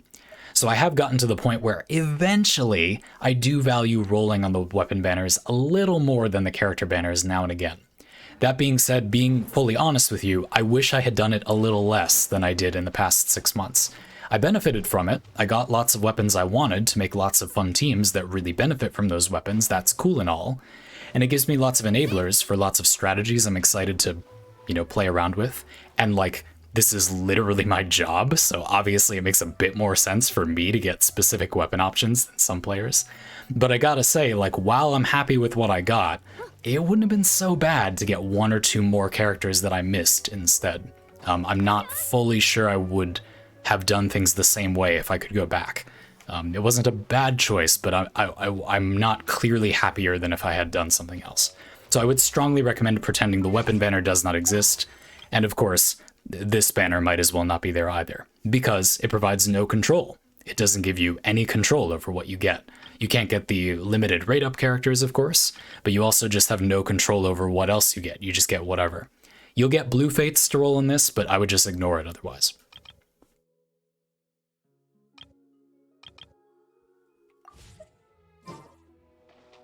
I Need Help, you said, it's nice to have people's signature weapons, but what I'm hearing is it generally doesn't matter because unless you have everybody, you don't really need the weapons. Well, another thing to consider is that in many cases, a character's, quote, signature weapon that ships with them may be better, but by very little, or maybe not even better.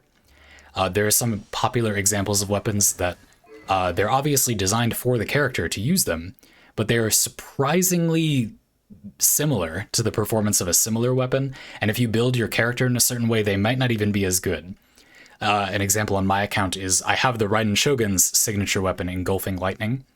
Signature doesn't have any special interaction, it just, like, visually it was designed to be paired with her, and obviously the effect is, like, synergistic with her. She gets damage based on her energy recharge, and this gives her damage based on her energy recharge. Of course, obviously. But on my account, I think it is quite clearly more powerful to give this to Xiangling and give the Raiden Shogun the catch. The crit chance, the crit consistency on her burst is really what holds me back from damage a lot of the time. So while it doesn't necessarily do more raw damage on paper than Engulfing Lightning, in practice, this is solidly better on my account. And therefore I gained very, very little indeed from acquiring this weapon.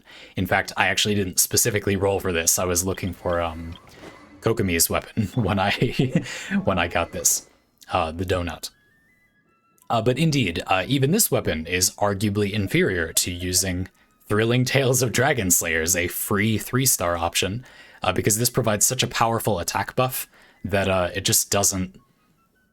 I mean, they don't do the same thing. This makes Kokomi's personal damage lower, but it's so powerful in a different way, and it's completely free. This just doesn't benefit your account that much.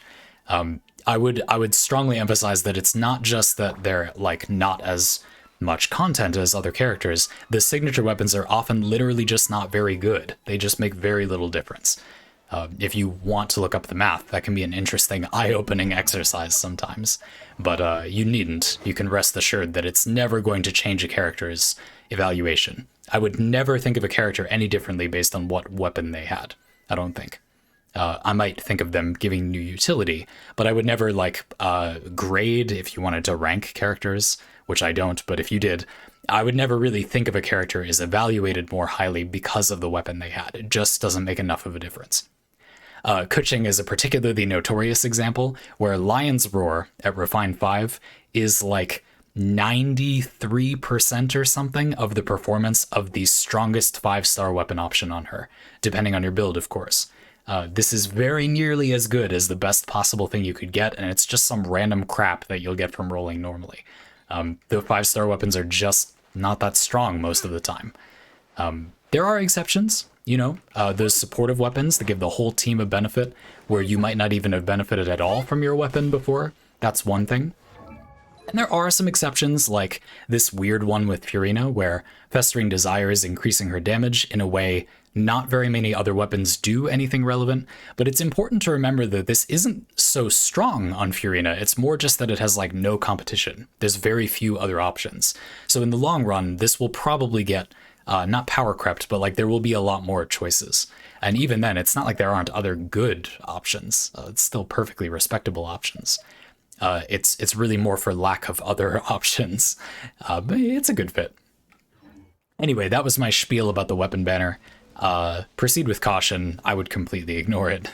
And yeah, I think it's good to emphasize that it's not so much that the weapon banner is like a worse choice or something, as that its objective power level is low. Not so much that it's like the worst of two choices. It would be a worse choice in the abstract, in my opinion. But anyway, it can still be interesting, and some people really like, we've had people on the stream before who said that they more heavily valued fewer characters. You know, they really only cared about a few characters. I have a feeling if you're listening to this stream, you probably don't feel that way. You're listening to a guy talk about a ton of different build options for several hours. You probably aren't the person who only cares about like 1 or 2 characters in the game, but it's not impossible. There could be some overlap. I know some of you actually do feel a little bit that way. And that's fine. That may raise the stock of the weapon banner because it lets you increase that one character's power level by more, where you would have had no options to do so otherwise. But that's by the by. Figure we might as well do dailies while we finish up discussion. Because they're very easy today. That's about it for the rolling strategies tangent, though.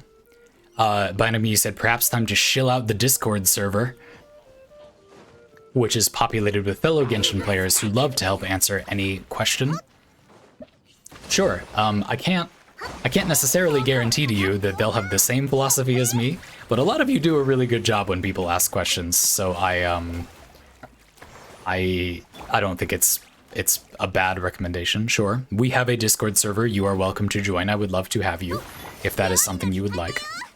Yeah, I don't know. I mean, as you all know, I'm not the hugest fan of directly plugging my spaces, simply because I think usually the people that want them will find them. But sometimes people don't know it exists, so I don't know. And I have been accused of not plugging things enough. Like, people that wanted them didn't know they were there because I failed. So, yeah, we have a Discord server where people talk about this stuff, if that would be helpful to you. Asymptomatic, you said, I wholly endorse heartful weapons over filling in an empty character roster. The high ask content asks for about 8 characters, and that also keeps the player's working memory in check, coming from a long background of known wants and compromises.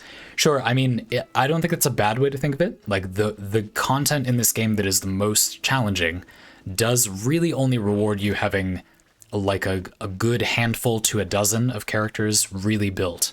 So looking at it that way, you could also then make the argument, as some people have, that it's more beneficial to roll for weapons than I'm letting on, because the game rewards concentrating your account's power a little bit more.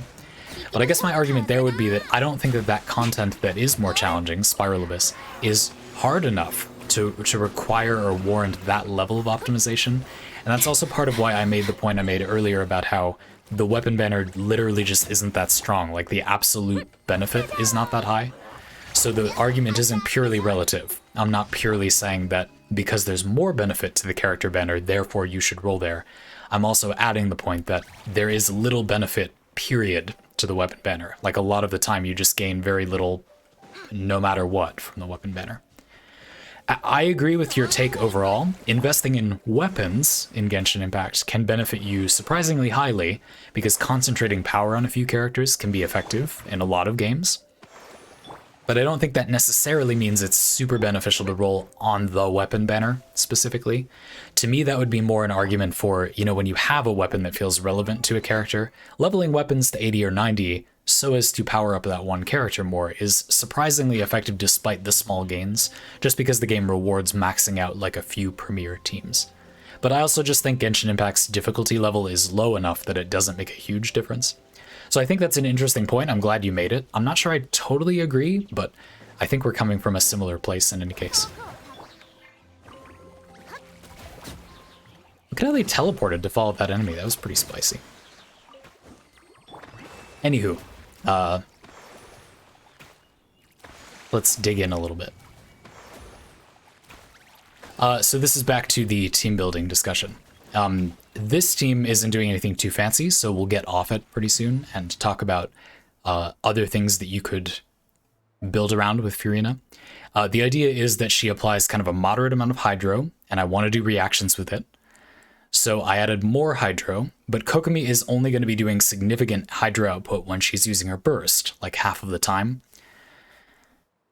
Furina increases her damage percent, and she does a lot of healing. So the team isn't going to die. She's going to have plenty of healing output. Her personal damage is really high. She can do good damage. Ocean-Hued Clam turns the massive amount of healing into more damage. Furina does increase the healing as well, so that's not so bad. Ocean-Hued Clam in general is a nice pair with Furina. And then Xiangling is here to do Vaporize. Xiangling will almost always be the one reacting because there's a bunch of Hydro bombarding enemies. And then Venti. It doesn't have to be Venti, of course. You could bring any random Viridis and Venerer unit. But there's a couple of reasons I like Venti in particular in this slot. First of all, the Viridis and Venerer thing.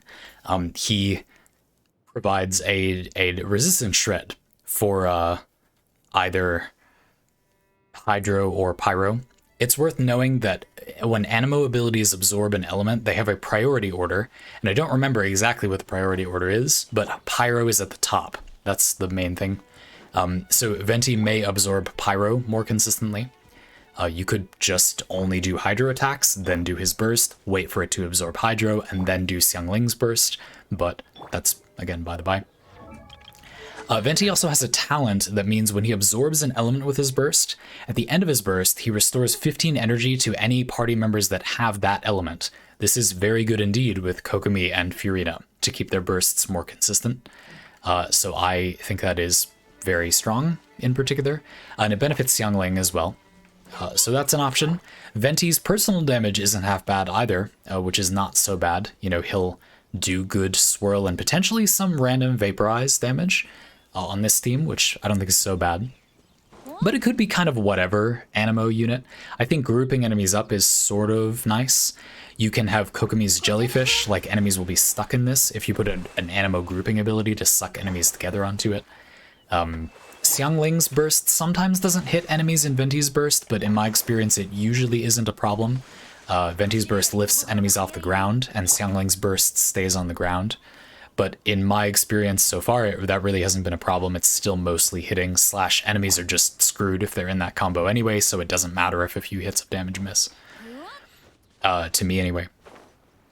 You could also bring more healing. Earlier, I Need Help mentioned building Sayu, for example, as a damage dealer. Bringing more healing isn't necessarily a bad idea on this theme, so I don't think that's a terrible idea. You could bring Sayu, for example, or Jean. Yeah, but this is just kind of a basic option. You can see that all 4 characters benefit from the damage percent boost on Furina. We have a strong key healer that also attacks and therefore benefits from the damage increase. And then a way to do reactions with all of the Hydro or whatever that the team is outputting, alongside Viridis and Venerer to make something's resistance go down. Pretty simple, yawn, moving on, but pretty solid.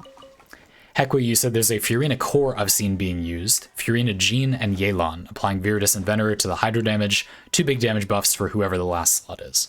Yep, I've seen people do like a whole buffing suite teams as well. That's an approach.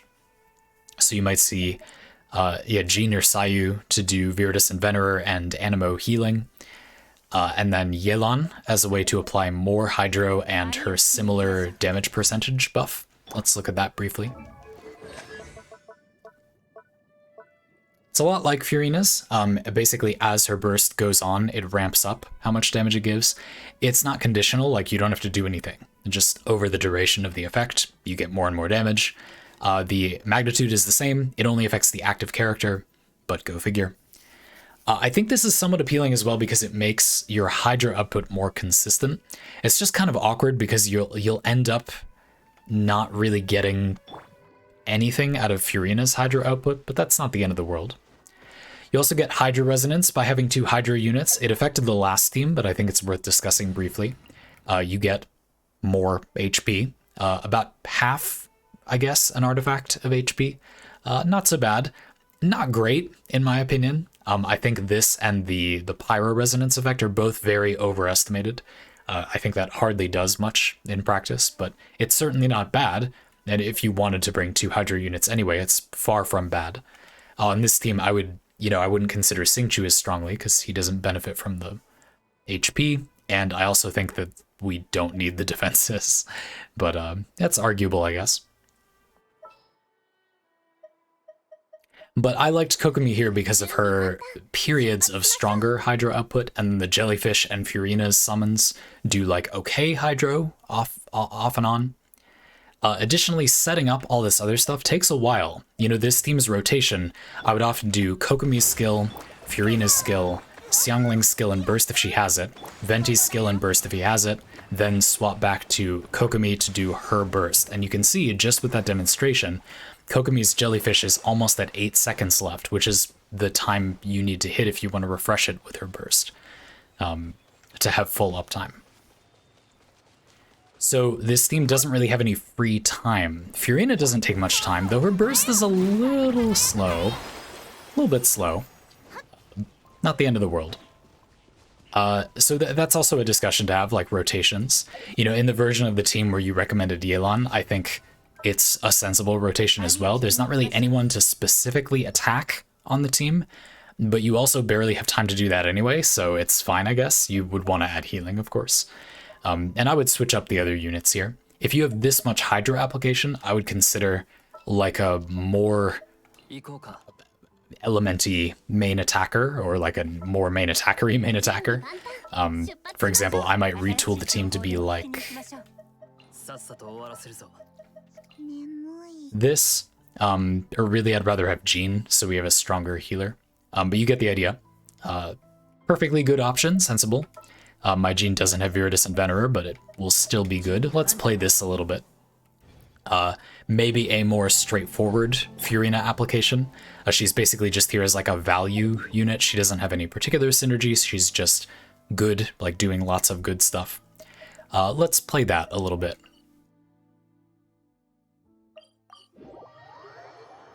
While I catch up on chat some. Ooh, the white from the screen.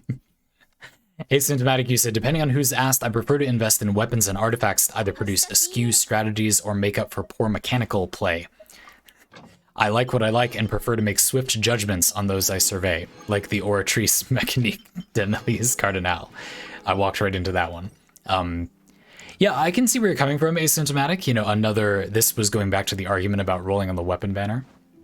You could argue that one of the negatives of the character banner is that you have to change how you play to get value out of it, because you have to actually play the unit. One of the benefits, if you want to think of it this way, of Furina is that you really don't have to play her. She just does her thing, and there you go. She's stylish. She's got that swag. You get to enjoy the, I guess, personality and artistry of the character, but you don't really need to change your playstyle because she literally just snaps her fingers and that's her entire rotation. You know, you can do her burst.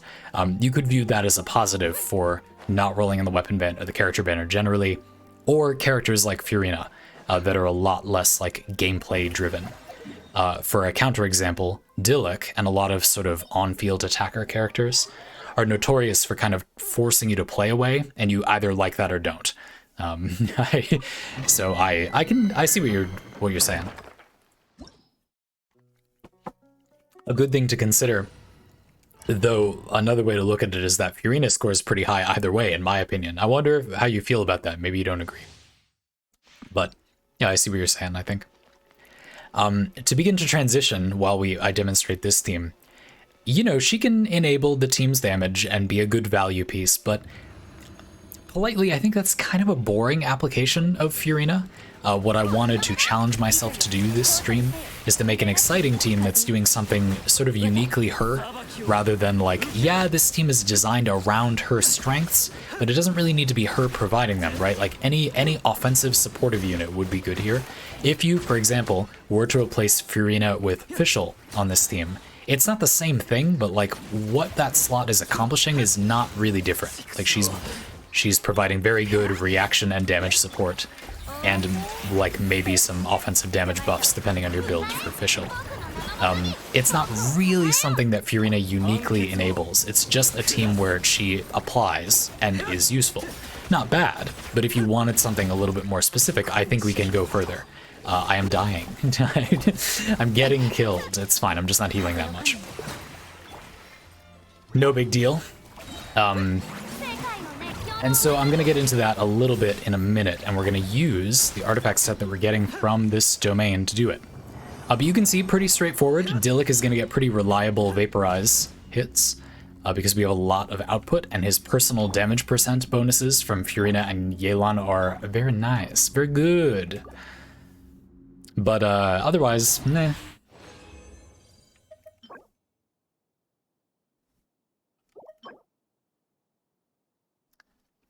Garbage. Disgusting. The direction I want to explore is making a team where Furina enables the use of Marichaus Hunter, where it wouldn't have been easy to activate before for a unit that is sorely lacking like a good artifact set to use. So I explained to you that Razor team a lot earlier in the stream. This was using Razor with Marichaus Hunter, which provides a very good crit bonus. And in particular, Razor is doing mixed damage a lot of the time as an attacker, not all electro, not all physical, or whatever he's infused. And this artifact set boosts all of that damage, no matter what it is, no matter what type it is.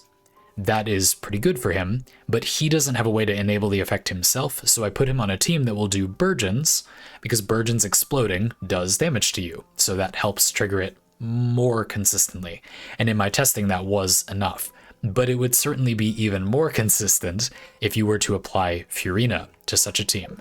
If you were to go back to that example and literally just swap Furina here in this slot, the team will probably die because you'll take too much damage and we don't have a group healer.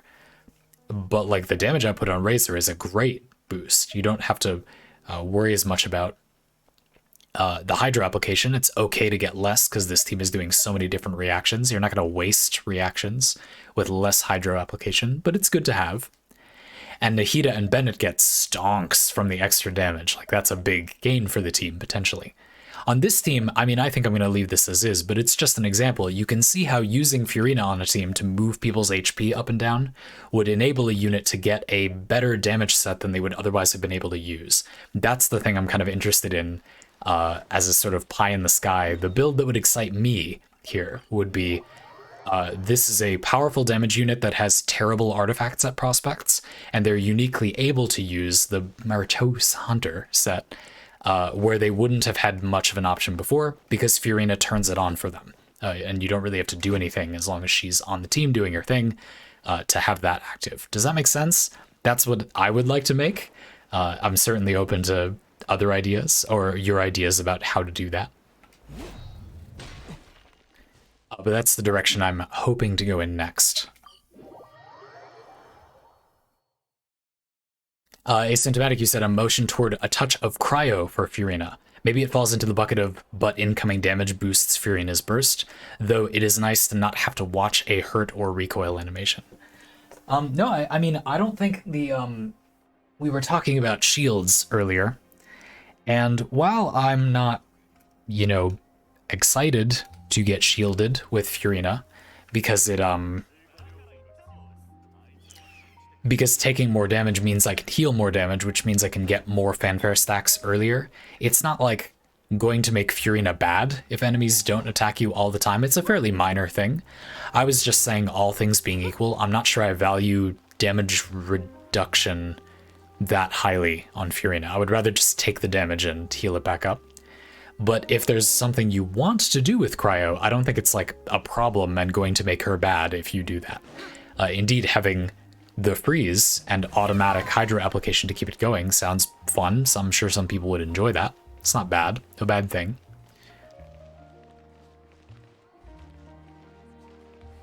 And asymptomatic, it sounds to me like what you're saying is partially just you personally prefer having enemies be frozen. You don't have to worry about the damage output. And I think that to some extent it synergizes with Furina. You can mess around with units' health bars as much as you want without worrying about like getting actually hurt if you just freeze enemies or shield yourself. Kind of same difference. But she does enable part of the frozen reaction. That's a perfectly reasonable direction to go in.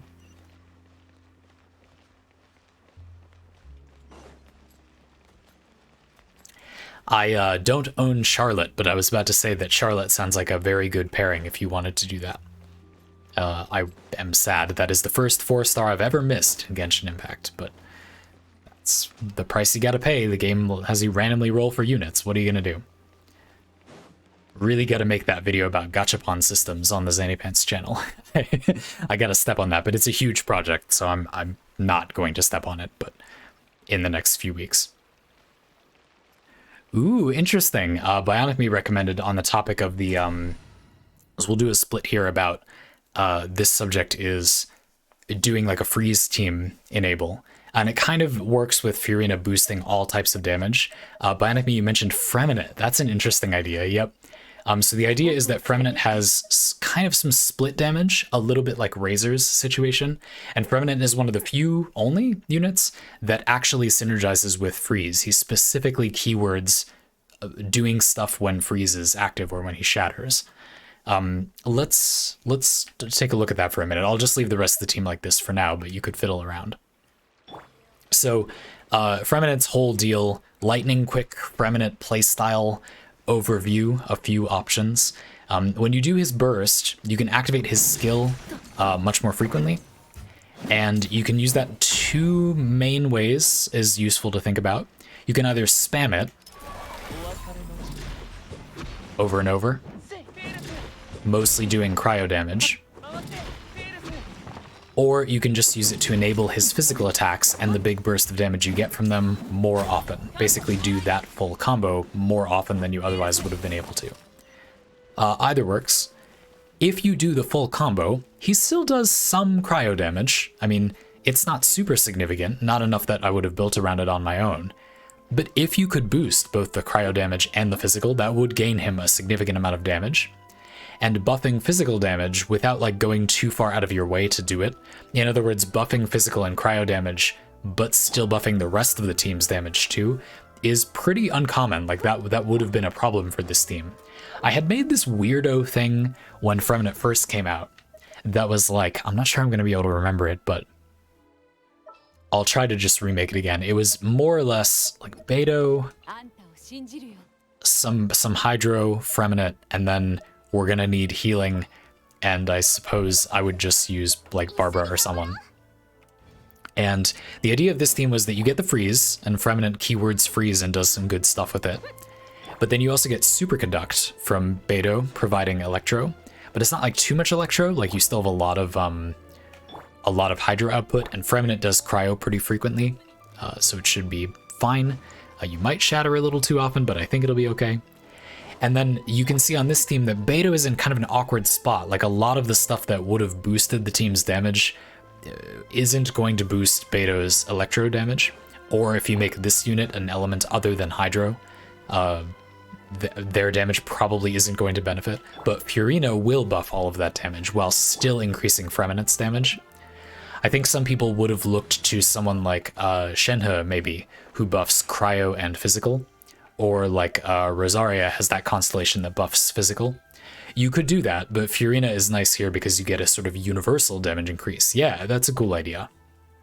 I think I'm also down, Bionic Me, you said, surely Jean is preferable to Barbara here. Well, they have different advantages, of course. Barbara provides a Hydro resistance shred or Hydro damage increase. That benefits Furina. She gets the HP increase. That benefits her. Barbara's particle situation is probably like a little bit okay on this team. Furina probably helps. But Jean is a stronger unit generally, and you certainly could benefit from Viridis and Venerer if you use it on her. I'm not sure what element you're going to end up shredding resistance to, but it doesn't really matter. It's fine. This makes perfect sense. You also get Protective Canopy. We haven't really touched on this yet. I'm not sure it's something too important, but increasing your damage reduction might be an interesting approach with Furina. Because you get Fanfare, her damage boost for the team, because you get that by percentage HP going up and down, reducing the damage you take is going to make you gain those percentage points slower, as far as I can tell. But being at not full health and having the damage reduction will keep you safer. And if you already efficiently get to the full Fanfare bonus, I mean, it just keeps you alive. So you could consider that good. And it's not like shields where you do not take the damage. Like, you're still taking damage. So that could be an interesting thing to think about. Like, do you want damage reduction or not? I think mostly no, but you could consider it to have some advantages. If the team is like a little light on healing, I don't think it's so bad on this team, for example. Beto's Burst provides damage reduction and a shield, but not a very strong shield, and it provides damage reduction. So I don't know, like, I'm not sure I actually want that, but I'm not sure it's the worst thing ever either, was my point.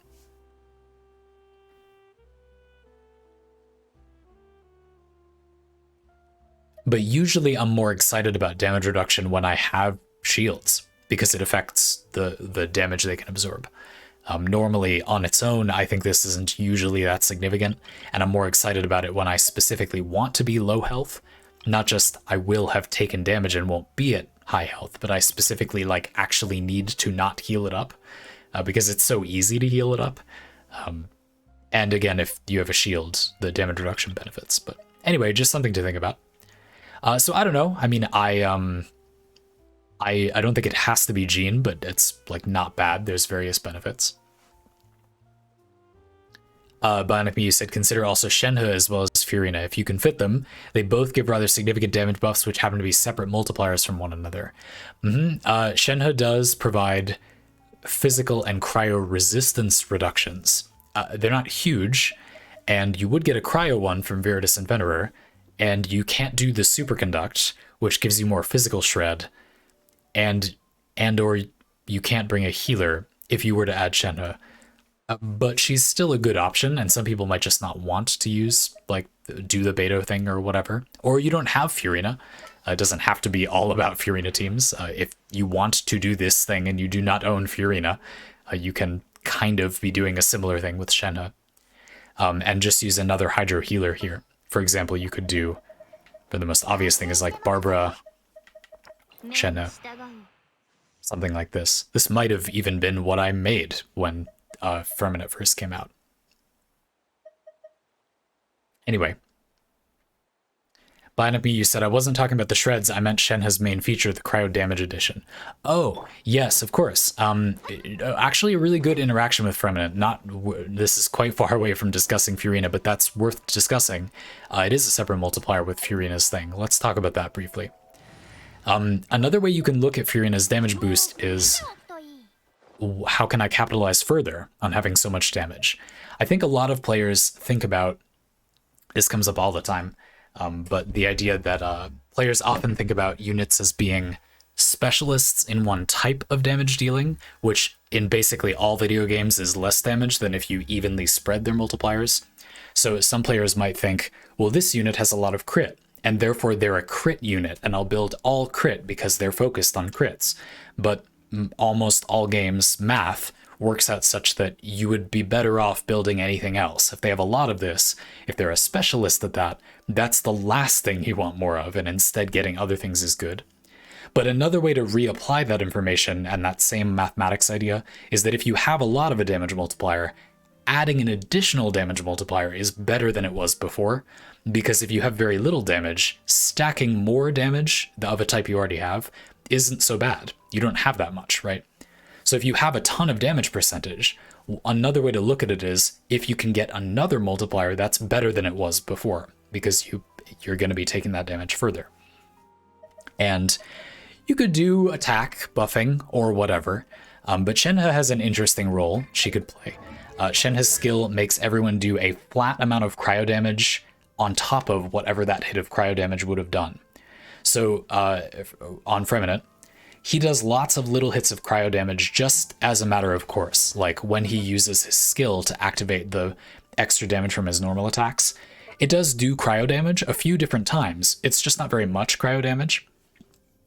So you could take advantage of that by using Shenhe, who makes him do more cryo damage by a set amount, doesn't matter how much he was doing, and then Furina makes him do more damage no matter what type of the damage is.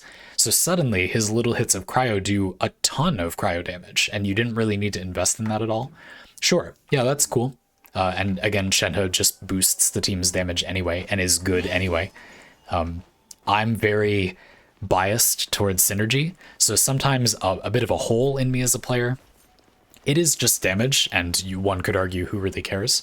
But if you want it, it's good to know, is that a lot of the time I don't employ a unit if they're just good. I only reach for them if they provide synergy. But if you do want the damage, something I often overlook with Shenhe is if you just do her skill in burst, and the team has no cryo characters and no synergy with any of her effects, her personal damage is actually pretty damn good. Just doing her skill in burst, her personal cryo damage output is not half bad. Pretty solid. So while I feel like that's a gross underutilization of Shenhe, and it's so fun and powerful if you go further beyond, I mean, it's not like bad. I don't know. I'm just not that interested in that, but it isn't a matter of whether it's powerful or not. It is. So just because this team, half of the units don't get the cryo benefits, it doesn't make Shenhe a bad choice. For sure.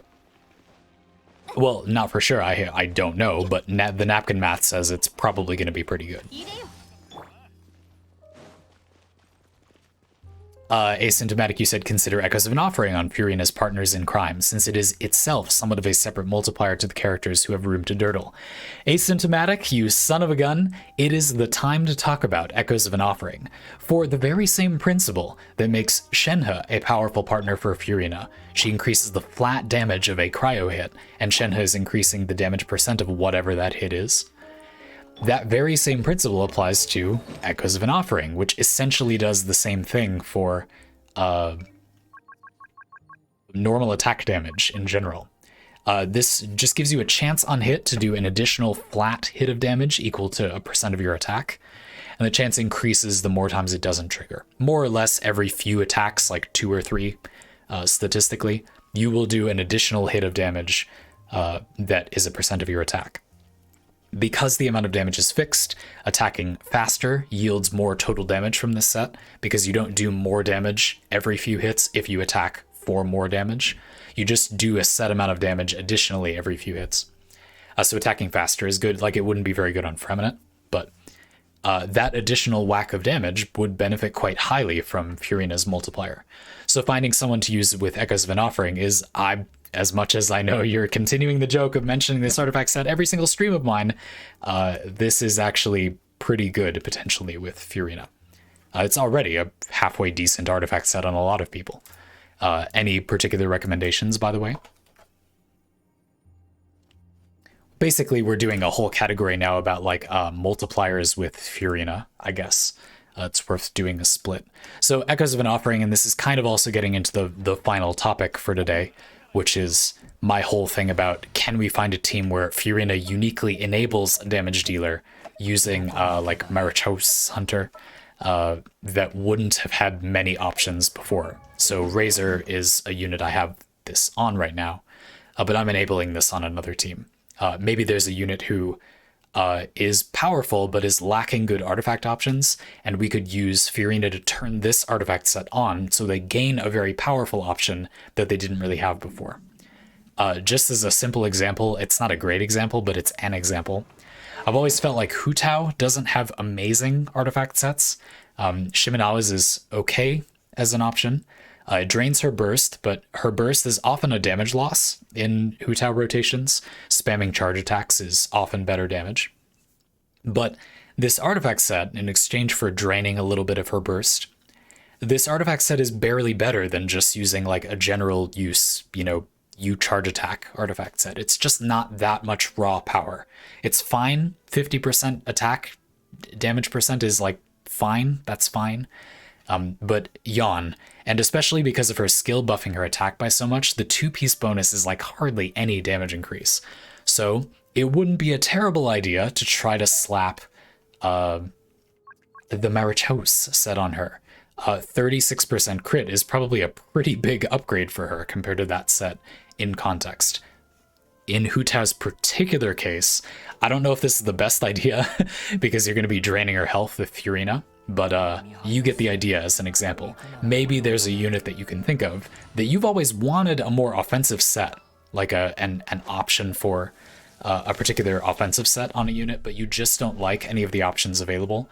You could use Furina to turn on Marichow's Hunter, which is a very powerful raw damage set, but just requires them to gain and lose HP. Any candidates? I can't really think of anyone off the top of my head. I mean, there are units that don't have like amazing options, but I don't know. Tartaglia sort of has good options in my opinion. Ganyu, but she really does have some good artifact set options. I don't know, not really.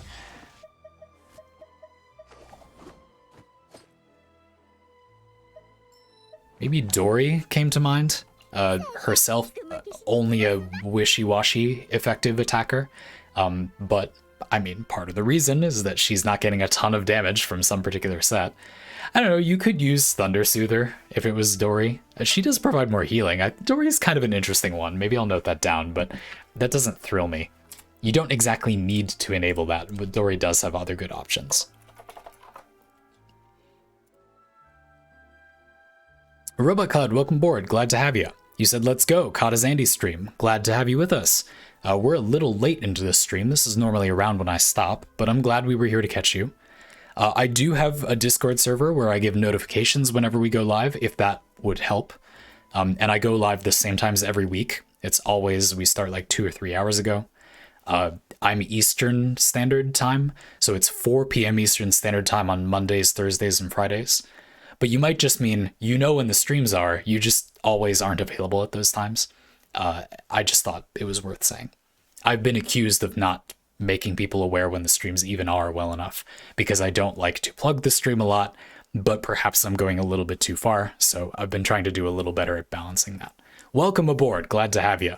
Robot Cloud, we're, one of the things I think is interesting about Furina for today's build lab is that because she makes your HP go up and down, she turns on a lot of the Fontaine-related buildcraft options that require you to gain or lose HP, or HP to change. There's a whole bunch of these. The one I focused on was the Marichow's Hunter set. I'm not going to stop pronouncing it in that janky way, by the way. We don't have to worry about it right now.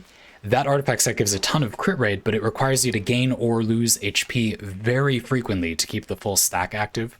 So Furina uniquely turns it on, even if the unit's kit doesn't enable it in any particular way. And it's a powerful artifact set, so you could look at it for characters that really lacked good options of their own.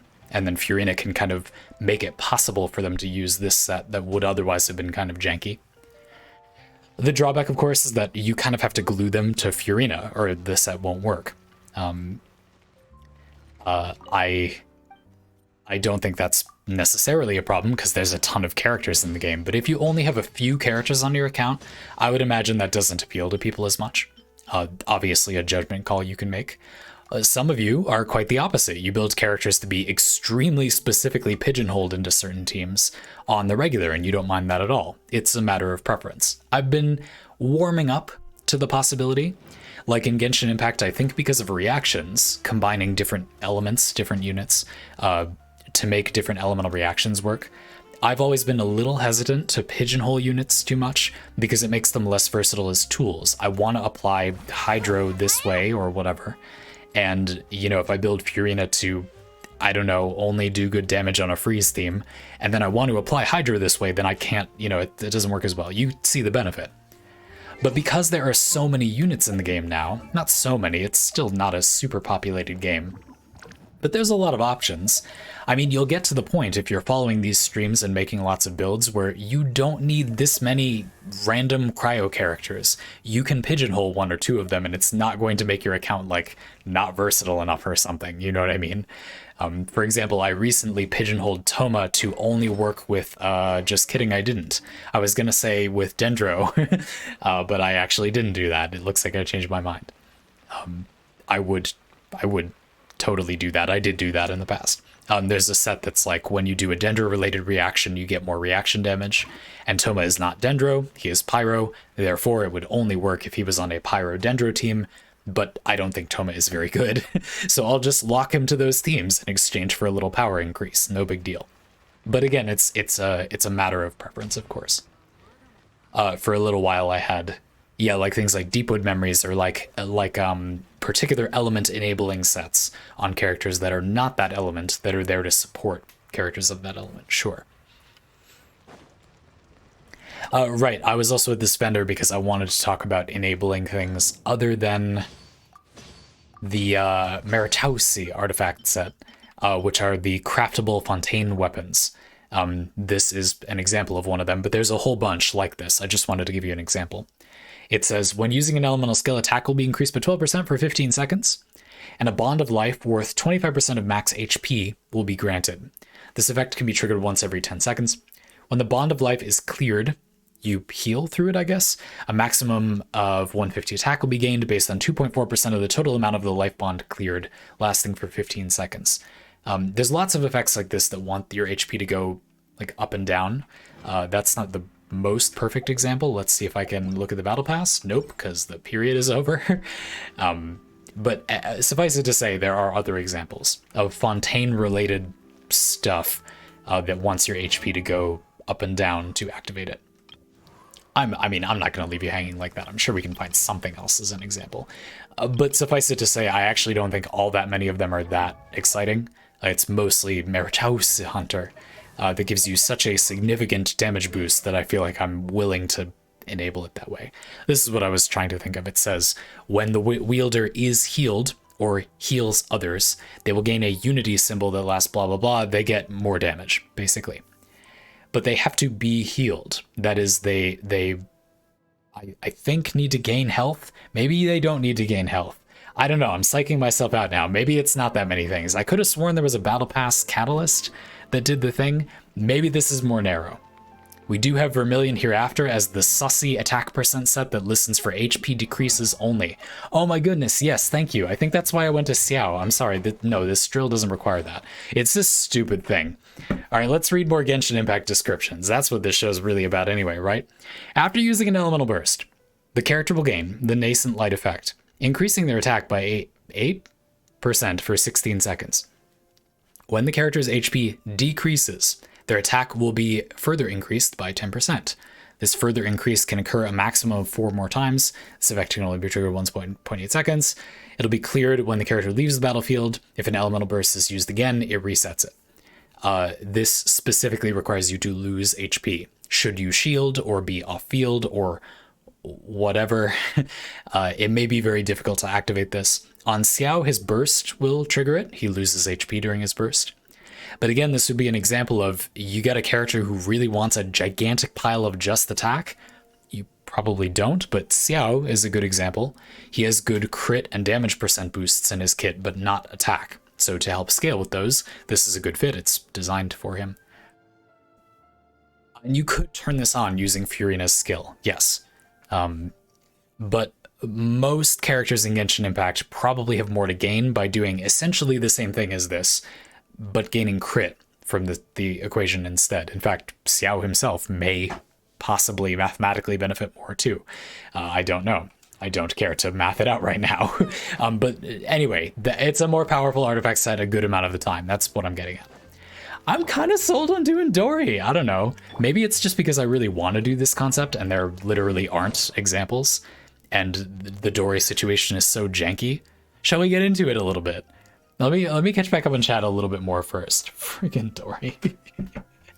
Dori is so strange. Such a pile of jank unit, but she does have some synergy the more I think about it. Like, there's some good things here. Okay, let's talk about it.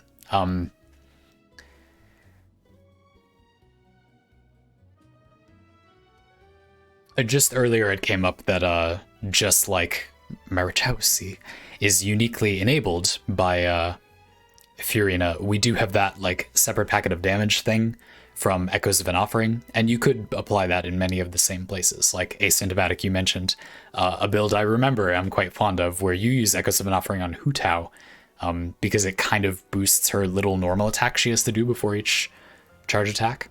I think that is a cool idea. I might swap to Echoes of an Offering on Hu Tao. I'm kind of into that, but that'll be a story for another time. I'll note it down. Ah, yes, Mary Chow's. As chat makes fun of my pronunciation of whatever this artifact set is, perfectly justifiably. It's ridiculous, I know. I think we'll go for it. Let's give it a try. I feel like it's sort of janky, but what are you gonna do? Let's get into it. So Dory, why Dory? There's a couple of reasons, 3 big ones. The first one is that Dory is one of the few like healing attacker mixes. She has a pretty full healing kit. Her burst is a robust heal, and it restores energy to the active character. Though it doesn't heal the whole team, we'll get back to that. And she has significant offense potential, particularly if you use her skill a lot and her normal attacks. With her C6, you get a good amount of damage output out of her too, should you build her around it. Her normal attacks during her C6 also heal the entire team, which is going to be important to do Furina's thing. But the problem is, both of those roles are kind of wishy-washy, in my opinion. She isn't extremely good at healing. It's kind of like maybe enough, especially if you're whacking away with that C6, but not absolutely incredible if you're not using her on the field. But then her damage is sort of weird. And part of the reason her damage is weird, sort of reason number 2, is that it's very spread out.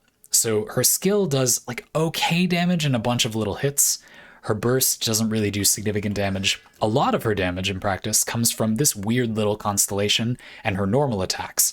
This just makes the burst fire little homing missiles periodically. They don't count as her skill, her burst, or anything in particular. They're just damage. But Furina's burst will boost that damage output. And of course, the crit chance from Meritocracy will increase the crit of these as well. Good, that's a good sign. So she does damage from a lot of different sources. That's hard to boost, but Furina boosts that. She heals a lot if she's on the field attacking, which she normally doesn't want to do because it's not that much damage, but we fixed that. And Furina would benefit from you getting a lot of healing. Okay, looking good so far. And finally, what the heck artifact set do you use with any of that? Well, there you go. Marichos. We will begin the hunt. As a brief aside, I have played around with a few different sets here because I think Dory is weird and kind of fun. One of the reasons I like Dory's kit is because I like Noelle, but I like elemental reactions, and Noelle is Geo. I really like the healing as you attack, again, sort of like healer tank archetype, and there are very few of them in Genshin Impact. Quite a lot of them are only up for like half the time. I started the stream by using Kokomi for a similar thing, but her burst is only active about half the time. And then her team healing isn't as good. Anyway, I like them, but I like doing reactions too, and there's just not very many. Dory is an elemental reaction heavier option than Noelle, but is otherwise kind of just worse. What are you gonna do? They even both use claymores. So I'm keen to enable her, but I have tried before. And one of the sets that I liked, if you don't want to do this or you don't have Furina, is Thundering Fury.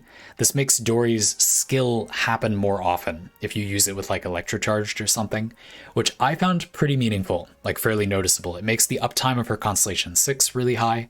It just makes her skill more damage. You get to shoot it a lot, which is kind of fun.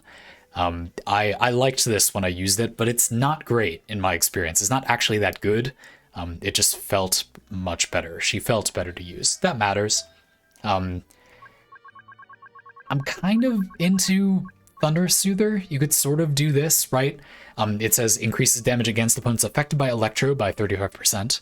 The problem with this is, I mean, if you do Electrocharged, you'll get the bonus. But if you do any other reactions, which I mean, it would be nice to. You'll be removing the electro and thus blah, blah, blah, blah. So I don't know. I mean, it's not a terrible fit, but the Marichos, I don't know. It sounds pretty good to me. Let's do it up. Let's make it. So Dory, build things quickly. I'm not going to level up all the things and spend a ton of time on the stream doing that, but just as an overview of what I would do or what I will do off stream, or we'll do this if we have time, but the stream is getting a little bit toward the end.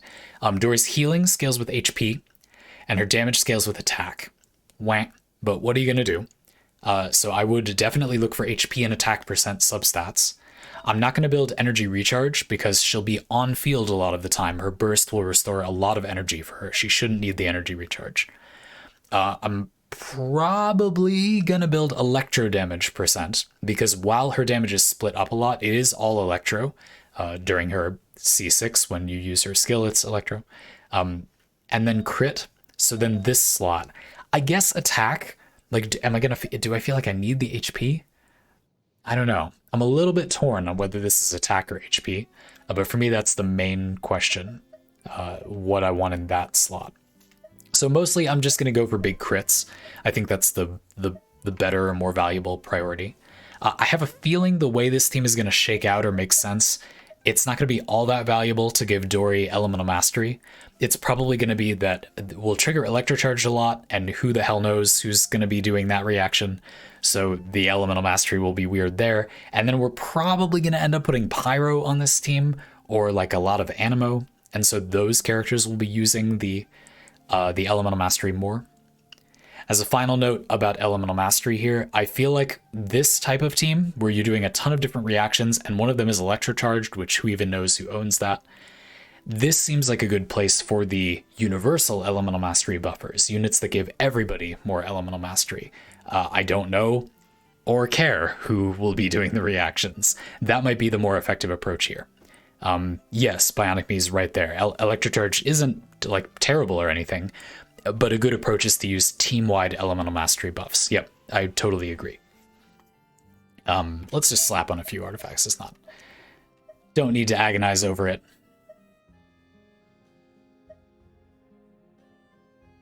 I don't think we need to avoid energy recharge. I'm just not going to prioritize it. And I would rather have the crit stats. And it's sort of bad pieces for this set, besides what Razor's using, of course. And then we'll look at these. So electro damage.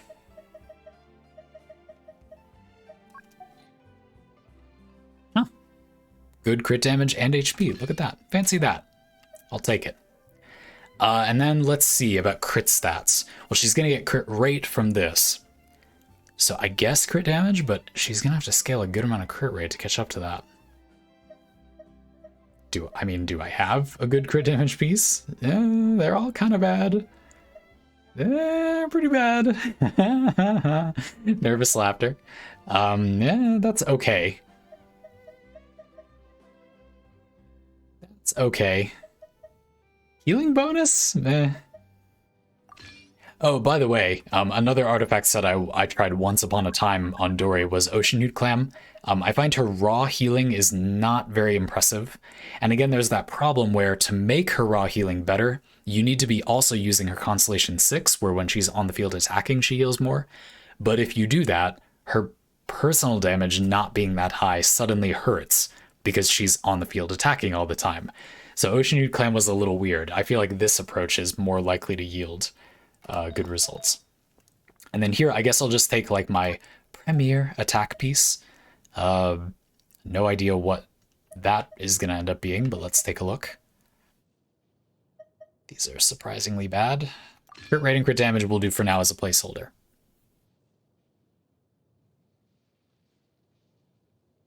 Oh, right, we've got Clam 2.0 coming next patch, huh? Are we getting another Clam-related set? Anyway, weapon. Oh, I don't know. We're not going to worry about it too much. Let's just grab something. Scoured Pride is good. This is an all damage increase weapon, but it's a 5-star weapon too. Nice to get something else if I can. I think crit damage would be sensible on the build I ended up with, or like crit something. We could go the old talking stick. This is a battle pass weapon from the new season. It increases your attack if you're affected by pyro. You can light yourself on fire on the grass in open fields. And then if you're affected by cryo-electro-hydrodendro, you get elemental damage % bonus. Dory's Burst affects you with electro. This seems really janky, but I think it's actually surprisingly easy to activate most of the time, provided your team has a lot of elements. Pretty weird, but kind of good weapon.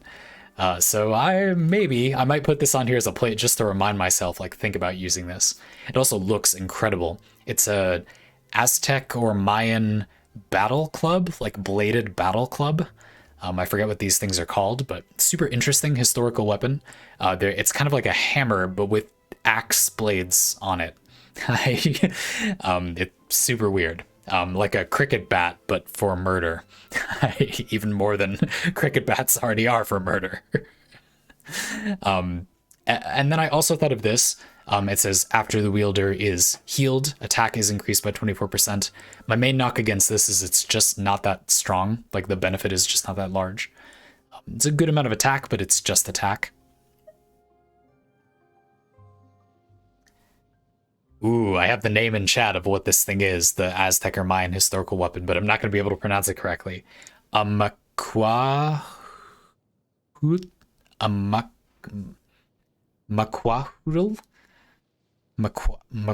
Maquahudal? That's almost certainly absolutely terrible. Pronounced Marichaus. Ah, yes. Glorious. Anyway, I actually think this isn't a half bad option. Maybe I'll take this. And you know, the total high stats of this weapon are very welcome when Dory is struggling to get adequate total damage output. Not so bad, huh? Let's see what it looks like when you level this up all the way, shall we?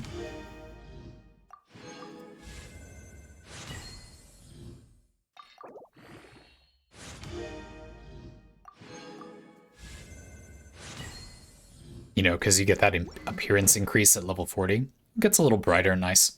Not very different, actually. The teal gets more pronounced, I think. Anywho, already got her skills leveled way more than is actually worthwhile.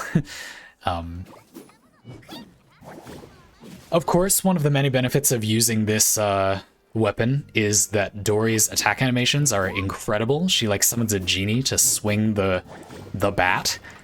That's amazing. I think it goes without saying.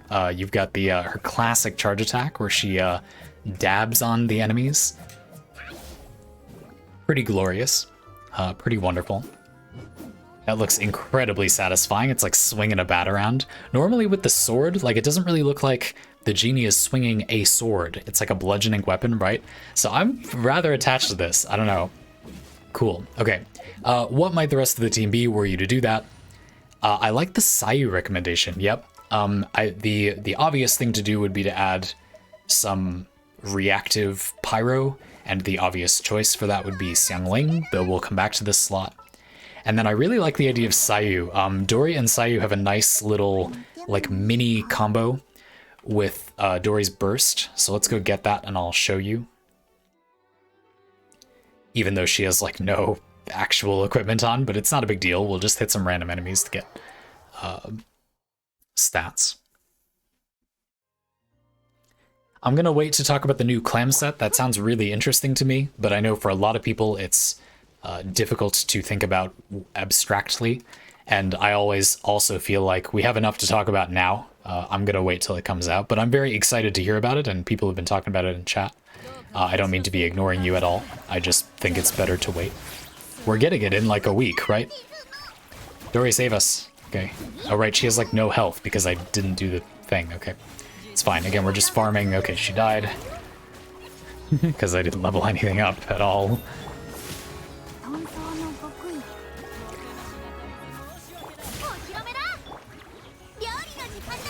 We'll get there. My word, maybe we won't get there. Please give me energy. This is the time to switch Furina's thing to healing, I think. I picked a really overly strong enemy to do this with, so let's run away. Okay, apparently running away is not not in the cards.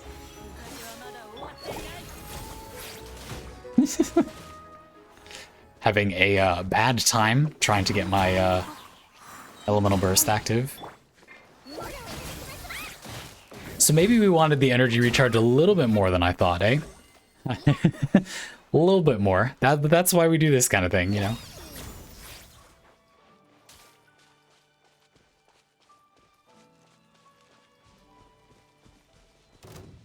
Yeah, picking like the only enemy in the entire game that hampers your healing. That's classic. Classic Zandy.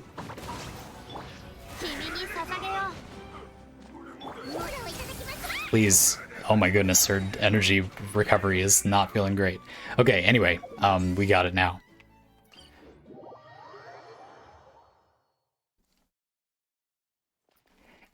So the idea is that when you use Dory's Burst, you get a kind of tether attached to you that does Electro to enemies in the middle. It doesn't do much damage, but it applies Electro. And Sayu's roll, swirling enemies to combine elements and stuff, along with that Electro tether, can do a lot of reactions in the right group of enemies. That can be pretty powerful. So in a situation where you have a lot of different targets, or you're popping off with the other elements, Sayu and Dory together can end up creating a just ridiculous amount of reactions. It gives you an option when you would need very mobile damage, or like you know, maybe enemies are really spread out. You can quickly do damage to quite a few of them that way. A little fun thing with Sayu. Sayu is also a little more healing on the team, but I don't think that's gonna hurt in practice. Again, Dory is maybe a little low on specifically healing. Remember, you weren't seeing her with, like, her gear is unleveled. That's not the damage she's actually going to have. But my experience from using leveled gear on her is her healing is kind of low. So I think that'll be welcome. All of the characters in your current team are a bit energy hungry, no? That's kind of true. Yep, Dory should be fine once her burst gets going, because she'll be receiving most of its energy regen. That didn't happen just there because I swapped to Sayu, but I'll occasionally do that, so that's a thing. And Xiangling would benefit from the energy, so would Furina. Maybe bringing a unit that is more energy helping would feel better. And that's where we come to at least the final topic for this team, which is, yeah, Xiangling is good damage, but doesn't actually have any synergy with this team at all. This feels like a place where you getting greedy. Try to do something, I don't know, just more exciting, if you care about that. But also maybe to help the energy. This is the slot to do it in, I think. I don't know. I guess you could bring like you could bring Dendro. I kind of want Pyro. Do we have anyone that helps my energy and is Pyro? He should be fine on energy, but doesn't really do anything here. We do have Chevreuse. Is that how you pronounce her name coming? Chevreuse is a Pyro unit that kind of plays into overloaded Pyro Electro. This team can probably trigger that pretty consistently. That might be kind of interesting, but I'm not sure she actually fixes the team's energy problems at all or does anything relevant to that. Just the thought. We'll see next update. But yeah, I think this is a fun idea for a team in theory, and she hopefully benefits a lot from being on this team, because I've always kind of liked Dory in theory. But I hope that was at least some ideas. I'm looking forward to having this team built and playing around with it a little bit, but we might need to wait till the new year for that. Did we cover anything that you all actually enjoyed, or did I just take a shot in the dark and miss? What do you think? How'd it go? And this was sort of the first one of these in a new format, right? Like I haven't necessarily been covering builds this way with this schedule, though it's been similar, I'd like to think, and this is more of a solidifying of the concept. Did you like it? Do you like this way of talking about these subjects? Is there something you'd like to see added? Is there a part you thought was, like, I don't know, longer or shorter than you would like? I'm not sure I can actually do anything about that, but you can still tell me. What did you think? I had a pretty good time overall. I know people aren't used to this format, and this stream is not super populated at the moment, so I didn't get as much of your ideas as I wanted, but those of you who were here had plenty to say. I'm thankful for that. We just happen to have had a light stream, and there's nothing wrong with that.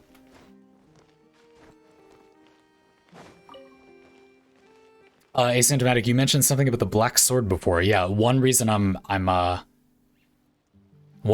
saying this is to invite you. If I missed anything you wanted to talk about, we can talk about it now.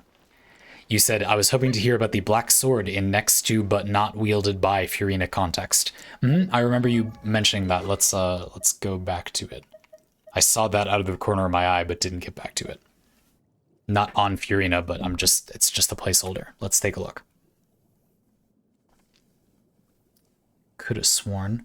You said the black sword is a tech to allow characters to self-modulate Furina's burst, even if healing is not natively in the wielder's kit. It offers a chunk of normal and charge attacks, so it carves out the wielder's cup just a little bit. Yeah, I agree that I think having a little more personal healing is kind of cool here. Like, one of the things I like about Kokomi and potentially Dori as partners with Furina is that if they're going to be on the field, they have some healing that only affects the character on the field and some healing that affects the whole team. I think to get Furina's fanfare stacks, where you're moving people's HP up and down for her damage, to get those fully online, to get a significant benefit from that, it feels like you kind of need healing that affects the whole team, or you're not going to move HP bars enough to get a good amount of healing. But it's nice if you have some more for the active character, because they will be losing HP while on the field, right? So I'm totally into the idea of characters that just have a heal that affects the active character only, maybe themselves, and who also have a team-wide heal. But another way you could go is to bring a character that added a source of healing for themselves, and you can do that. The Black Sword kind of does that. This has always been a really awkward effect, right? Like, it says, increases damage dealt by normal and charge attacks by 40%. Pretty good bonus at high refine. Additionally, regenerates 100% of attacker's HP when normal and charge attacks score a crit hit once every 5 seconds. This is an interesting effect in that it's kind of lifesteal, which there's very few sources of that in Genshin Impact. You heal as you attack or whatever. Adding healing to a character's kit, there's very little of that in this game. But it's always been in this odd spot where it's not really enough for the character on their own. And therefore, it's not going to change whether you would want or need a healer. And therefore, what does it accomplish? You know, why? What are you gaining by using this? But in a situation where there's damage coming in and you're draining your own health a little bit, maybe this helps top off the character on the field more often to sort of compensate for the fact that Dori is doing more damage. Imagine that you have enough healing to heal the team through Furina's damage from her salon dudes, draining your HP, but then, I mean, you're going to get attacked. This might end up being just the amount of damage you need. And the other thing is that this is just a good weapon. It's not that that's amazing synergy, but it's some synergy, and this is a good weapon. It gives crit rate, and when it's highly refined, the damage to normal and charge attacks is pretty high. So yeah, that's cool. Ooh, that's clever too. Asymptomatic, you said the other reason to take it is that Furina stops borrowing the HP of allies at 50%. Blacksword suddenly reminds Furina to take their HP again. Interesting. I didn't really get into that at all this stream. Thank you for mentioning that. Yeah, so Furina won't kill your characters. This was sort of something I looked over when we explained the abilities. The actual way that they drain your health usually doesn't matter, because it will be mostly people off the field who are mostly also being healed. And therefore it's not going to matter that they'll stop at 50%. They'll be out healing the damage, and therefore they'll be taking the damage every tick.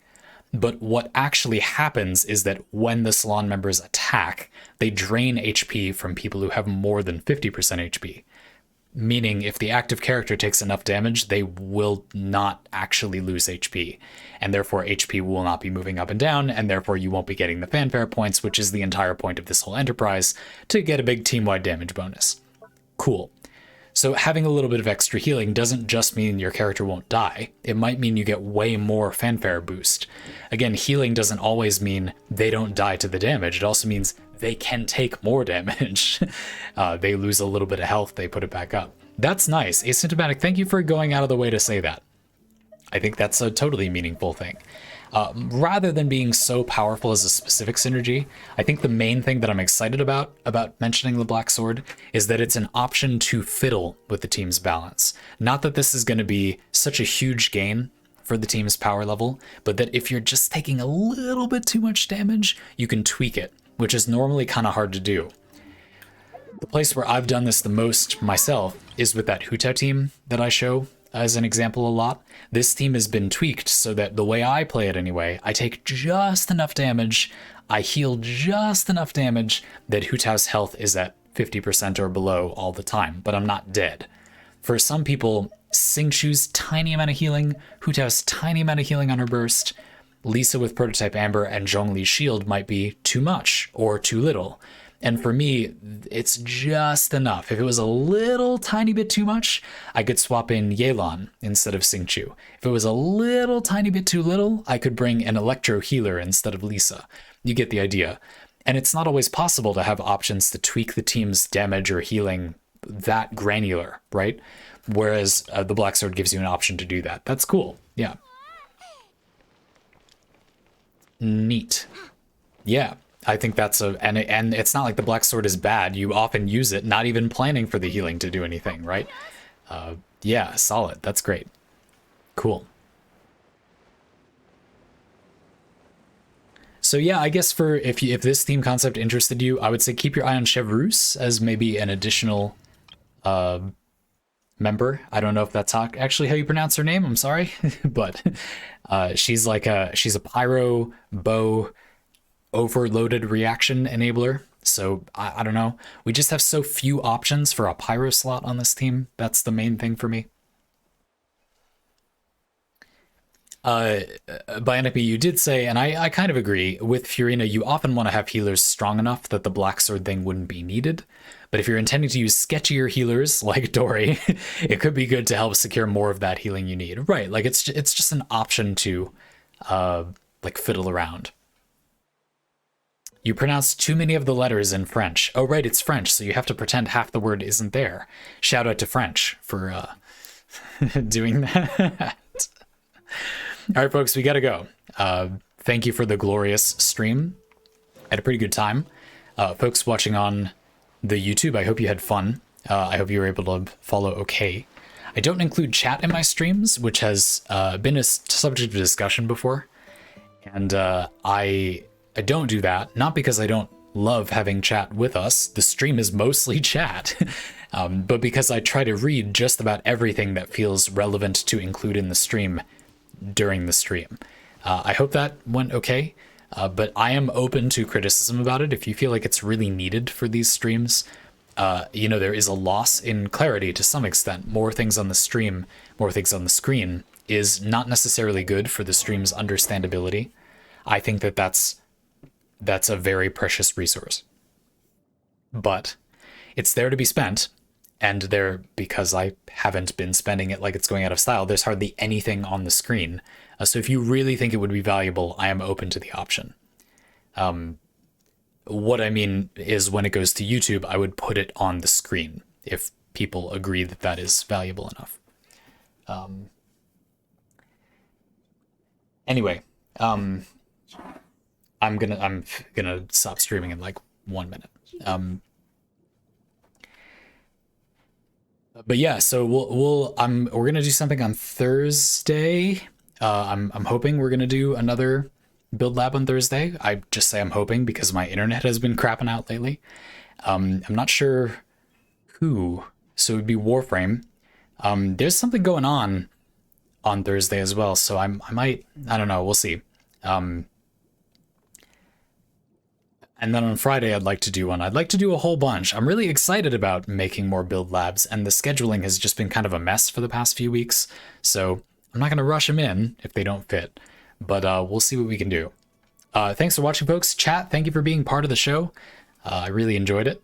Looking forward to more of these. Have a good one, folks. Thanks for watching. If you enjoyed this, we do this time every week. We started like 3 hours ago or so. So if you're around now, or if you're watching on the YouTube stream archive, I start at like 4 p.m. Eastern Standard Time for a few hours, so you'll have to look up when that is in your time zone. My stream on Twitch does have a schedule tab that should put it in your time zone, but I've had people complain about that. So give it a try, but you know, it might not work perfectly. Hope to find you sometime Monday, Thursday, and Friday. Talk to you soon.